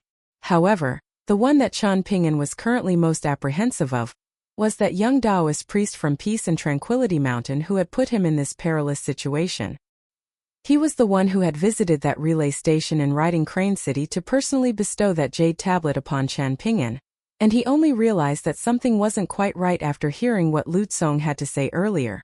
Chan Ping'an had always been very cautious and meticulous by nature, but he had fallen headfirst into this trap, and the reason for this was the stellar impression that Peace and Tranquility Mountain had made on him. Chan Ping'an had a very good impression of Taoist Nun Huang Ting, and he harbored even more admiration for the Grand Elder of Peace and Tranquility Mountain, who had slain Bai Yuan at the expense of the two immortal swords in the mountain formation and willingly sacrificed his own cultivation base to save the remnants of Zhong Kuei's soul. The first time Chan Ping'an heard of Peace and Tranquility Mountain was back when he and Lu Tai foiled the century-long plan of that evil golden courtier cultivator in the Flying Eagle Fortress. That golden courtier cultivator had almost killed Chan Ping'an, and he had also attempted to nurture that ghost infant in the heart of the fortress lord's wife. Prior to that, the young Taoist priest from Peace and Tranquility Mountain, who had been pursuing the golden courtier cultivator, had most likely been Huang Ting. According to Lu Tai, there had once been a nascent tier cultivator of Peace and Tranquility Mountain, who knew that immortality was beyond his reach. His body and soul were both on the verge of giving out, and he knew that his life was coming to an end, so he set off on a journey, hoping to do as much good as possible before he met his demise. For some reason, a conflict arose between him and a golden courtier earth immortal from Planchette Writing Sect. A brutal battle ensued between the two, and the golden courtier earth immortal was astonished to discover that his opponent, clinging onto life by a thread, was a nascent tier cultivator. The golden courtier earth immortal was pursued all the way to the mountain where the Flying Eagle Fortress was situated, and as a desperate last resort, he used Planchette Writing Sect's deity invitation technique, but instead of summoning a deity, he unleashed a forbidden technique at the expense of his own blood essence to summon the avatar of an ancient demonic deity. In the end, both of the combatants perished in the battle. In the wake of the battle, so much yin energy gathered in the area that it was equivalent to an ancient battlefield where hundreds of thousands had perished, and that provided the conditions required for the evil golden courtier cultivator to hatch his sinister plot. All of the Taoist priests of Peace and Tranquility Mountain that Chan Ping'an had seen or heard of were extremely admirable figures in his eyes. Actually, Liu Baixiang's halting snow had been left behind by that nascent tier earth immortal. Hence, the jade tablet that was bestowed upon him hadn't roused any suspicions in him at all. Instead, he had merely thought that perhaps the Grand Elder had made a spur-of-the-moment decision to gift him the jade tablet following his departure from the relay station. Or perhaps Zhong Kuei had put in a good word for him, but looking back now, it was clear that he had been too naive and complacent. Chan Ping'an removed the jade tablet from his waist. The tablet was crafted from an exceptional material, making it impossible to refine or destroy in a short time. With that in mind, he tossed it at Pei Qian and instructed, "Put this jade tablet in the oil paper umbrella, then close the umbrella and make sure you don't open it again." Even though Pei Qian had been eyeing the pretty jade tablet for a long time, she did as she was told without any hesitation, not even pausing to examine it for a moment. Under these circumstances, she didn't dare to do anything that could draw Chan Ping'an's ire. The only time Chan Ping'an had gotten angry at her, she had been forced to work at that crappy inn in Foxtown, and if Zhong Kuei hadn't convinced Chan Ping'an to forgive her, she would have most likely still been there. "It looks like Chan Ping'an has discovered us," the old man on the mountain summit remarked with a cold smile. The brawny man wasn't surprised at all to hear this, and he said, "He's always had a bunch of tricks up his sleeve. He was the one who caused all of that ruckus in Green Roving Residence, was he not? Otherwise, there's no way that my master would be targeting a pure martial artist with such a lowly cultivation base. Prior to my departure, my master told me that Chan Ping'an's sword nurturing gourd is only a little bonus prize to be claimed, What he really wants is to find out which almighty figure was willing to give him such a precious treasure. My master would naturally like to claim the treasure for himself, as long as it won't cause him too much trouble, but he's worried that if he makes a move, the entirety of Parasol Leaf Continent will also follow suit. Hence, he wants us to act as his scouts and try and uncover the identity of Changping'an's backer. If it really is a certain Confucian sage, then… The man's voice quickly trailed off here, and he didn't dare to utter another word. Then what? Wang Qi asked. I don't know, I forgot what I was about to say, the brawny man replied. Wang Qi didn't ask any further questions, but his sour mood was beginning to improve. The brawny man was nothing more than a minor demon who was yet to even reach the golden core tier, but upon entering the water, his combat prowess was definitely comparable to that of some weaker golden core tier cultivators. Prior to encountering his master, he had been very full of himself, ruling over a lake of his own with a bunch of minions under his command. However, only after receiving some guidance from his master was he able to reach his current heights. Burial River had once been connected to the sea in ancient times, and using that as his route to perform the act of flood dragons crossing rivers, his cultivation base had been drastically elevated. If it weren't for the fact that the water goddess of Burial River had gotten in his way, he would have already reached the golden core tier, and if he could enter the sea, then a breakthrough to the nascent tier would be imminent. If the water goddess had allowed him to pass through the entirety of Burial River unimpeded, then he would have owed her a huge favor. If he were to attain the Great Tao in the future, then that was a favor that he would have to return at some point, regardless of how ruthless and ungrateful he was. Otherwise, karma would rear its ugly head, presenting all types of obstacles in his future cultivation. He had thought long and hard about the subject, but he simply couldn't understand why the water goddess had insisted on getting his way. Was it really just because he had killed those mortals? Surely that was far too ridiculous. He firmly believed that there had to be some hidden circumstances involved, ones that he was oblivious to. Perhaps the people that he had devoured just so happened to be connected to the water god temple, and that was why she had been so furious and insistent on foiling his plans. Having fought with her for so many years, he knew that Burial River Goddess's cultivation base wasn't all that advanced. However, she had refined a huge number of artifacts, and the endless array of weapons at her disposal gave her an insurmountable advantage over him. On top of that, she had inexplicably been blessed with two tremendous fated opportunities, the first of which had repaired and significantly enhanced her godly body, while the second had transformed her green roving residence into a divine abode that was teeming with spiritual energy overnight. What Wang Qi desired was precisely that artifact refinement mantra. His master had revealed to both him and Wang Qi a long time ago that this mantra had been the foundation of a certain ancient immortals cultivation. On top of that, it was a righteous mantra also suitable for Confucians to cultivate. Wang Qi was nearing the end of his lifespan, but if he could obtain this immortal mantra and successfully cultivate it, not only would he be able to extend his own life, perhaps he would even be able to compete for the title of Deputy Mountain Master. Over the years, Wang Qi had been constantly targeting green roving residents, even going as far as to sabotage Burial River, flood green roving residents, and damage the water goddess's godly body, all in the hope that the water goddess would turn to the Great Quan Empire for help. There was even one occasion where Wang Qi visited the Burial River God Temple by chance, and intentionally displayed some of his powers as a noble scholar, but not only did the water goddess completely ignore him, she didn't utter even a word of complaint to him about her situation. After that, Wang Qi did her an immense favor by putting in a firm request for the Emperor of the Great Quan Empire to elevate the status of green roving residents from residence to palace. In doing so, he was hoping that the water goddess would be moved by his generosity and voluntarily hand over the rain-praying tablet that carried the immortal mantra that he so desired. However, the water goddess remained completely unmoved, and she insisted on having the scholarly sage's books worshipped in her temple. Otherwise, she would rather continue to stay in the rundown green roving residence.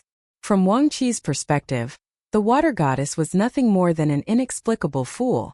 Just as there was unrest on the mountain where the rundown temple was situated, there was also some unrest on the bank of the most renowned river on Middle-earth Divine Continent. A man and a woman had traveled to the river from afar. The woman was wearing a brocade palace dress. Even though her features were concealed behind a veiled hat, It was clear just from her figure and the way that she carried herself that she was an exceptional beauty. The man was tall and rather thin, wearing a white fur coat with a red wine gourd hanging from his waist. If Chun Ping were here with the little girl in pink and the little boy in azure, they would immediately recognize the two as the master and servant duo that they had encountered on that boardwalk on the border between Yellow Court Nation and the Great Li Empire. The woman's name was Qing Ying, and after parting ways with Chun Ping's trio last time, she had displayed her true form in the canyon, revealing her to be a mountainous white fox. Standing before her, the man was made to appear as tiny as an ant, yet just by calling out her name, he was able to sever one of her 8 tails. She referred to the man as Master Bai. At this moment, the man was looking up at White Emperor City, nestled among the clouds. The Lord of White Emperor City was widely recognized as the best Go player under the heavens. He had raised a flag that read, "Respectfully allow the world to make the first move," and to this day, no one had been able to make him lower the flag. "It's a pity that the glass building is no longer around," the man remarked with a smile. "Master, I've heard that the man who likes dressing up in pink Taoist robes is a huge admirer of yours," Qing Ying said in a gentle voice. The man paid no heed to her as he smiled and said, "There's no need to come out to meet me, City Lord, I'm only just passing through." A sense of immense pride welled up in Qing Ying's heart upon hearing this. Over the past 1,000 years, there had only been a single person that the City Lord of White Emperor City had deemed important enough to come out and greet in person, namely the disciple of the scholarly sage. Such an honor was now being granted to Master Bai, yet he had flatly turned it down. While walking along the riverbank, the man suddenly heaved a faint sigh, then said to Qing Ying, "I have to ask you to leave for a moment." Qing Ying didn't dare to ask any questions, and she immediately departed as instructed, while the man remained standing on the spot. An old man in a Confucian robe appeared beside him with a solemn look on his face, and he extended a respectful bow as he greeted. "Lu Shi of the School of Rites pays his respects to Master Bai." The man offered no response. Lu Shi was the mountain master of the School of Rites, one of the 3 schools of Confucianism, a Confucian sage destined to have his statue worshipped in Confucian temples alongside the statue of the paramount sage.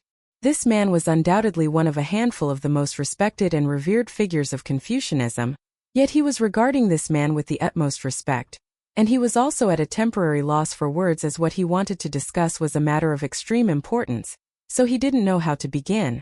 "Many years ago, I revealed the true names of all great demons under the heavens to that young scholar, and I helped him forge the 99 cauldrons on the summits of the world's 9 great mountains.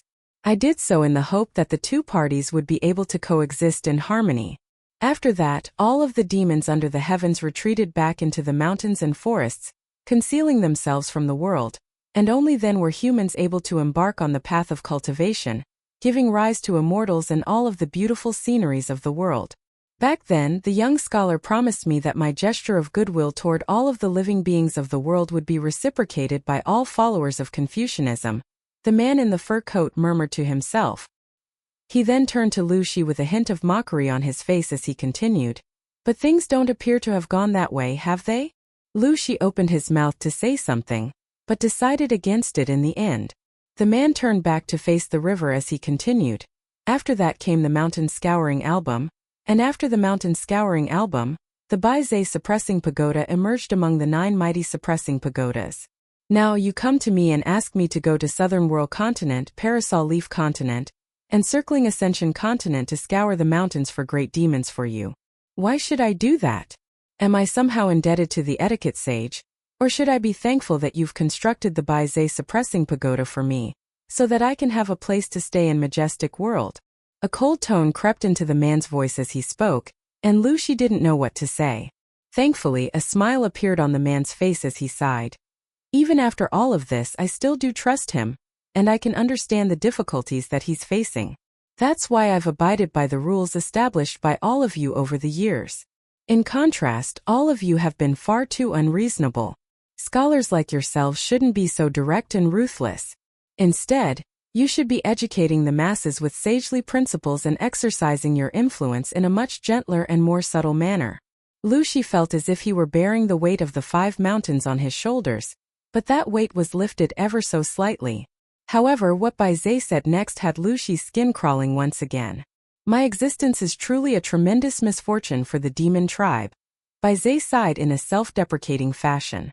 I broke the rules on this occasion to leave the pagoda of my own accord to travel the world because I wanted to see with my own eyes whether the world that the young scholar had described to me all those years ago had come into existence. May I ask the outcome of your journey? Lu Shi asked in a trembling voice. Bai Zhe's opinion concerned the future of not just one world but two. I want to see a bit more before I make my conclusion. Is that all right? Bai Zhe asked with a smile. Even though he seemed to be asking for permission, he didn't even bother to look at Lu Shi, and just the pressure exerted by his words alone was enough to force Lu Shi to reveal his aura, stirring up immense turbulence within the nearby river, while the clouds up above also dissipated to reveal White Emperor City in its full glory. Of course, Lu Shi replied, choking out the words with great difficulty. Wei Xian remained standing firmly in front of the rundown temple like an immovable pillar. While Zhu Lian's combat prowess was only becoming more and more fearsome, the more severe his injuries became. He was truly like a deranged demon, striking down all of his assailants with no equal. Meanwhile, Sui Yubian was also tearing her way through the enemy ranks, and by the time she had slain 900 enemy soldiers, Lu Baixiang's kill count was only at 700. However, right as she was replenishing her breath of true qi, she was attacked by Su Qingzhou and Su Tong. Even so, she still managed to cut down 120 enemy soldiers with what little remained of her current breath of true qi before she was decapitated by Su Qingzhou. Su Tong didn't dare to take any chances, so even after she had been decapitated, he unleashed a mystical ability to completely destroy her body and soul. In the end, all that remained of her was deep infatuation, which fell to the ground helplessly. However, right as Su Qingzhou was about to bend down to pick up the sword, another Sui Yubian suddenly emerged from the entrance of the rundown temple. Right as she passed by Chen Ping'an, she declared in a cold voice, "I've slain over 1,100 enemy soldiers. A single gold essence copper coin is enough to purchase true Jewel Mountain back home." Chen Ping'an sighed in a dejected manner. Sui Yubian harumphed coldly upon hearing this, and she sprang up into the air in a terrible mood before casually making a grabbing motion with one hand. Deep infatuation immediately flew through the air before being caught firmly in her grasp, following which she unleashed a streak of vast sword qi that immediately startled Su Qingzhou and Su Tong into retreat. As it turned out, the secret that Wei Xian had divulged prior to the commencement of the battle was that if Chen Ping'an were to die, then all four of them would also die. But so long as Chen Ping'an remained alive, the four of them would be able to re-emerge from the picture scroll with their cultivation bases fully intact at the cost of a single gold essence copper coin per revival. Meanwhile, Wang Qi and the brawny man continued to observe the unfolding battle from afar. With nothing to do, Chen Ping'an began playing with the branch in his hand, and he was both pained by the loss of the gold essence copper coin, but also struck by a sense of amusement.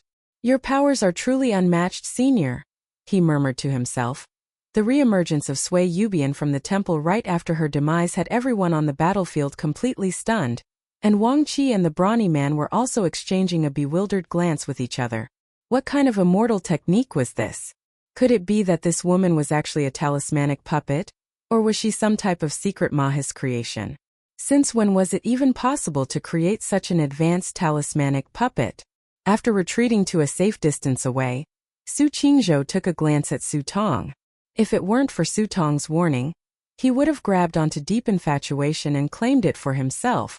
Thankfully for him, Su Tong had urged him to get back at the last second, and he immediately did as he was told, springing back in retreat without any hesitation. Only then was he able to evade deep infatuation as it flew back to Sui Yubian. Otherwise, he would have had an arm amputated at the very least.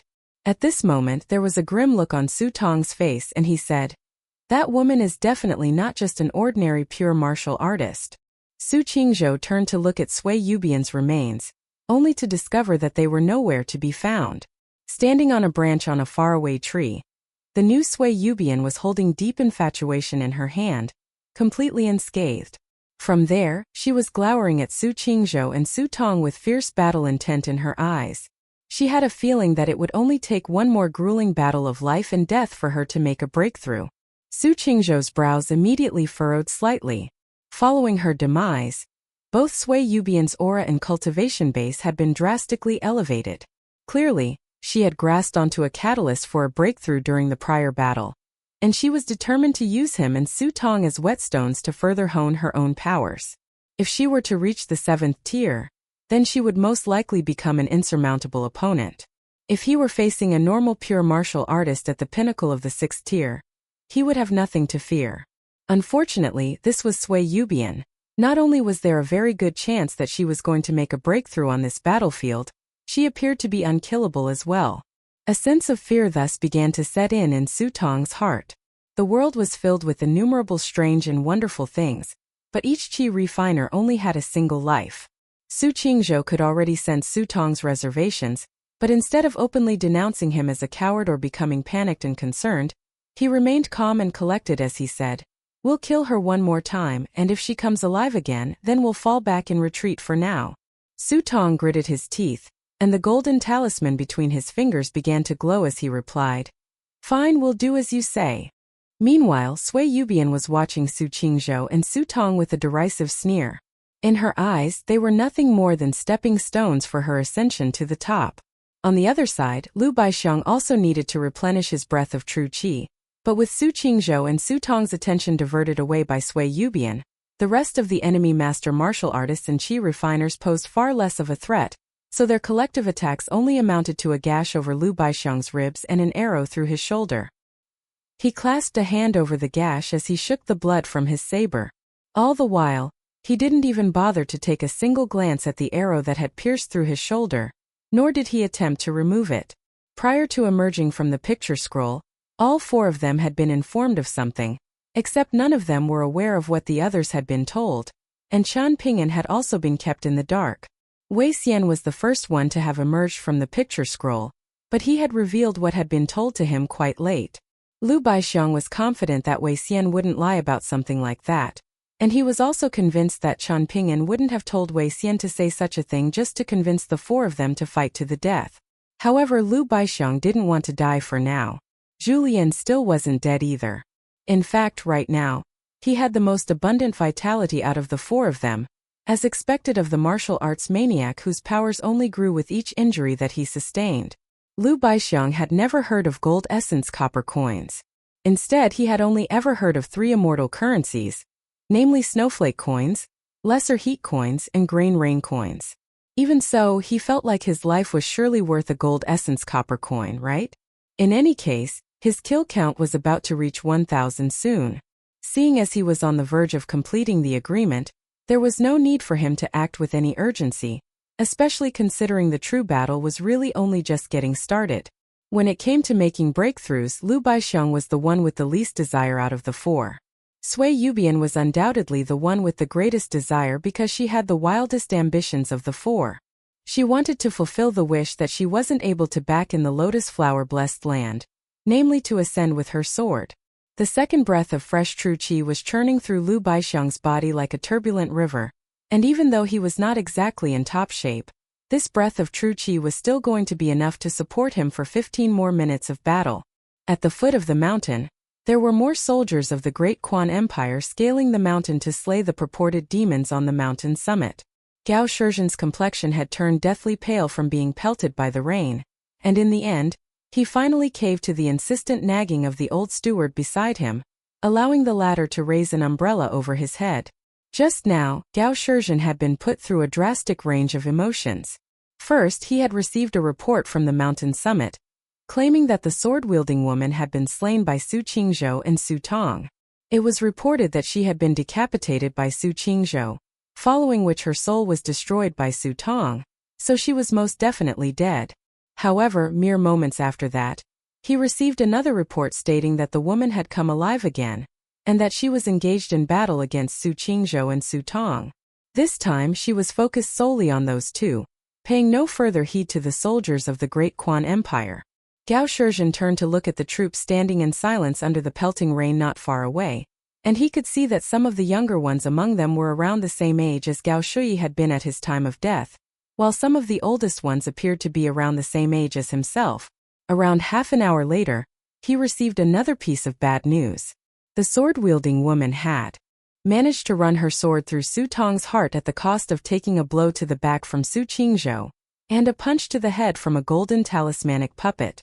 That shouldn't have been enough to kill Su Tong, but even though he had pulled out all of his trump cards, devouring a multitude of pills and unleashing an array of life-preservation immortal techniques, he still met his demise. His heart had become as withered as ashes.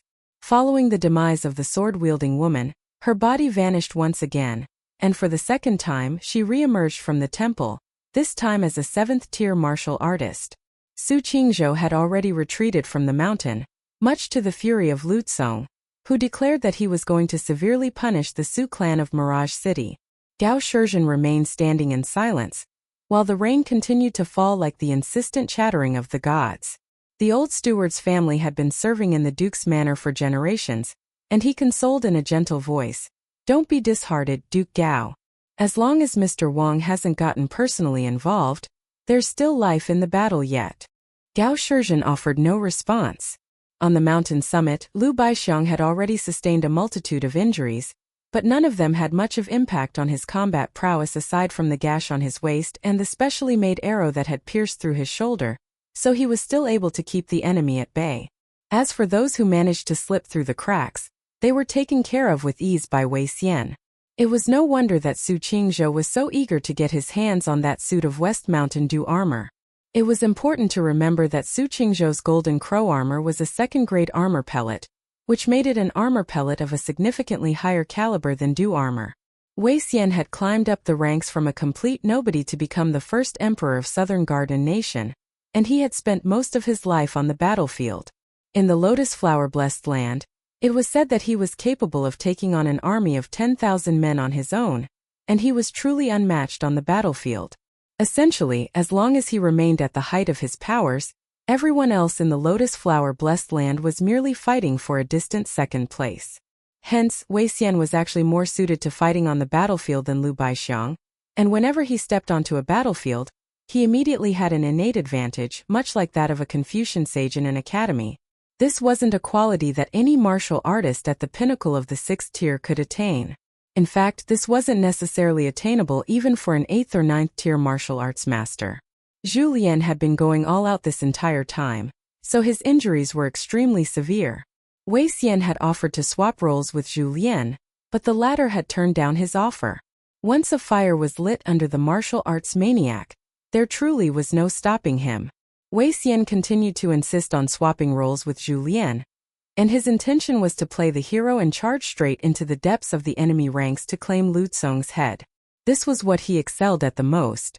It was most likely going to cost him a life in order to slay Lu Tsong, but Sui Yubian had already died twice, and Wei Xian felt like a life was a just price to pay for the chance to be able to fight to his heart's content on the battlefield. Additionally, he had been stationed at the entrance during the battle in the inn on the border, and he was playing the same role here, and that made him feel like a bit of a guard dog, which was naturally not a very flattering feeling. After knocking back an opposing spirit tool with his fist, Zhu Lian used the force of the clash to send himself sliding back, and at this point, the bones of his hands were already visible on his fists. Prior to charging forward again, Zhu Lian grimaced as he said to Wei Xian, "Let me give you some words of caution, make of them what you will. We can be revived after dying, and we're spending Chan Ping'an's money to do so, so it's up to us whether we feel like that's a fair trade or not. However, I advise you not to die too easily. I can't tell you why, but my instincts tell me that it would be unwise to throw our lives away, even with this safety net. It's up to you whether you take my advice or not. If you want to brush off my concerns, then you're free to go around these pesky flies to kill Lu Tsong, and I won't try to stop you. Can you take my place to defend the entrance of the temple while I go?" Wei Xian asked. Zhu Lian offered no response, stomping a foot down onto the ground to launch himself forward, throwing himself back into the fray. It was clear that he wasn't willing to fulfill Wei Xian's request. Wei Xian threw a fist at an oncoming enemy soldier, causing the soldier's breastplate to completely cave in. The soldier's lifeless body was sent flying back into his comrades behind him with such tremendous force that all of them fell to the ground in an unconscious state, with blood flowing out of all of their orifices. Wei Xian then turned to Chan Ping'an as he said, "As the saying goes, cut off the head and the body will die. Should I go directly after Lu Tsong?" Chan Ping'an nodded in agreement, and Wei Xian took a deep breath, then sprang forward like lightning, only giving the battlefield that Zhu Lian was on a slight berth. Ignore the sagely wisdom of your elders at your own peril. It's not every day that I feel like offering friendly advice. Yet here I am being ignored. How unfortunate, Zhu Lian grinned. Chen Ping'an raised his head once again to cast his gaze toward the other mountain. Meanwhile, Pei Qian had pulled out her little treasure trove once again, and was showing off her possessions to the little lotus spirit. Outside of Chen Ping'an, the little lotus spirit was the only other living being that she trusted in this world. However, the little lotus spirit wasn't very interested in seeing what she had to show it, and it was frequently getting up onto the tips of its toes to look out the door at Chen Ping'an. A stern look appeared on Pei Qian's face as she scolded. Are you not confident in my father? All I can see is that you're missing an arm. Are you missing your eyes as well? Who do you think my father is? You think he'll lose? Let me tell you this. Even if I turn into an idiot who doesn't like silver someday, my father will still never lose to anyone in a fight. The little lotus spirit looked back at Pei Qian with a dazed expression, struggling to draw a correlation between her dislike for silver and Chen Ping'an losing a fight. It had always struggled to understand what this short-tempered little girl was thinking about all the time. Take a stick and write down scriptures, Chen Ping'an instructed from outside the temple. Pei Qian immediately shuddered upon hearing this, then gave the little lotus spirit a slap on the head in secret, but she didn't dare to use much force for fear of having her punishment doubled from 500 to 1,000 characters. She then picked up her hiking pole and began writing out a piece of sagely scripture on the ground. With each character that she wrote, the little lotus spirit would jump up and sink into the ground, then poked out its head beside the character and giggled up at her. Pei Qian couldn't help but roll her eyes, wondering how something so stupid could exist in this world. At the same time, she was thinking to herself that she had to convince Chen Ping'an to sell this stupid thing. Even with an arm missing, surely it would fetch a good price. On the summit of the other mountain, the brawny man was raring to go. Should I go down and have a look? Wang Qi remained silent with an indecisive look on his face. The brawny man looked up at the sky, then said, "The storm is going to pass soon. Once that happens, even if you beg me to make a move, I'm not going to do anything. Don't forget that I have no obligation to help you kill anyone. I'm only here to keep an eye on the situation for my master, and all I need to do is recover the sword nurturing gourd from Chen Ping'an's body once he's dead." Of course, his primary objective was actually to help his master find that precious treasure in Chen Ping'an's possession. As for how he was going to find the treasure, that was a secret that a disgraced noble scholar like Wang Qi had no right to know. The brawny man cast his gaze toward Lu Baixiong in the distance, and after some careful contemplation, Wang Qi nodded as he said, "You can go, but don't reveal your true form. Otherwise, I won't be able to explain things to Great Subduing Academy. That mountain master of ours is not easy to fool." "How is that even a problem?" the brawny man sneered.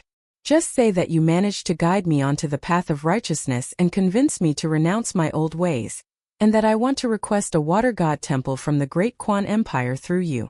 Hence, I'm willing to help you as a gesture of goodwill. Is that not a perfect explanation?"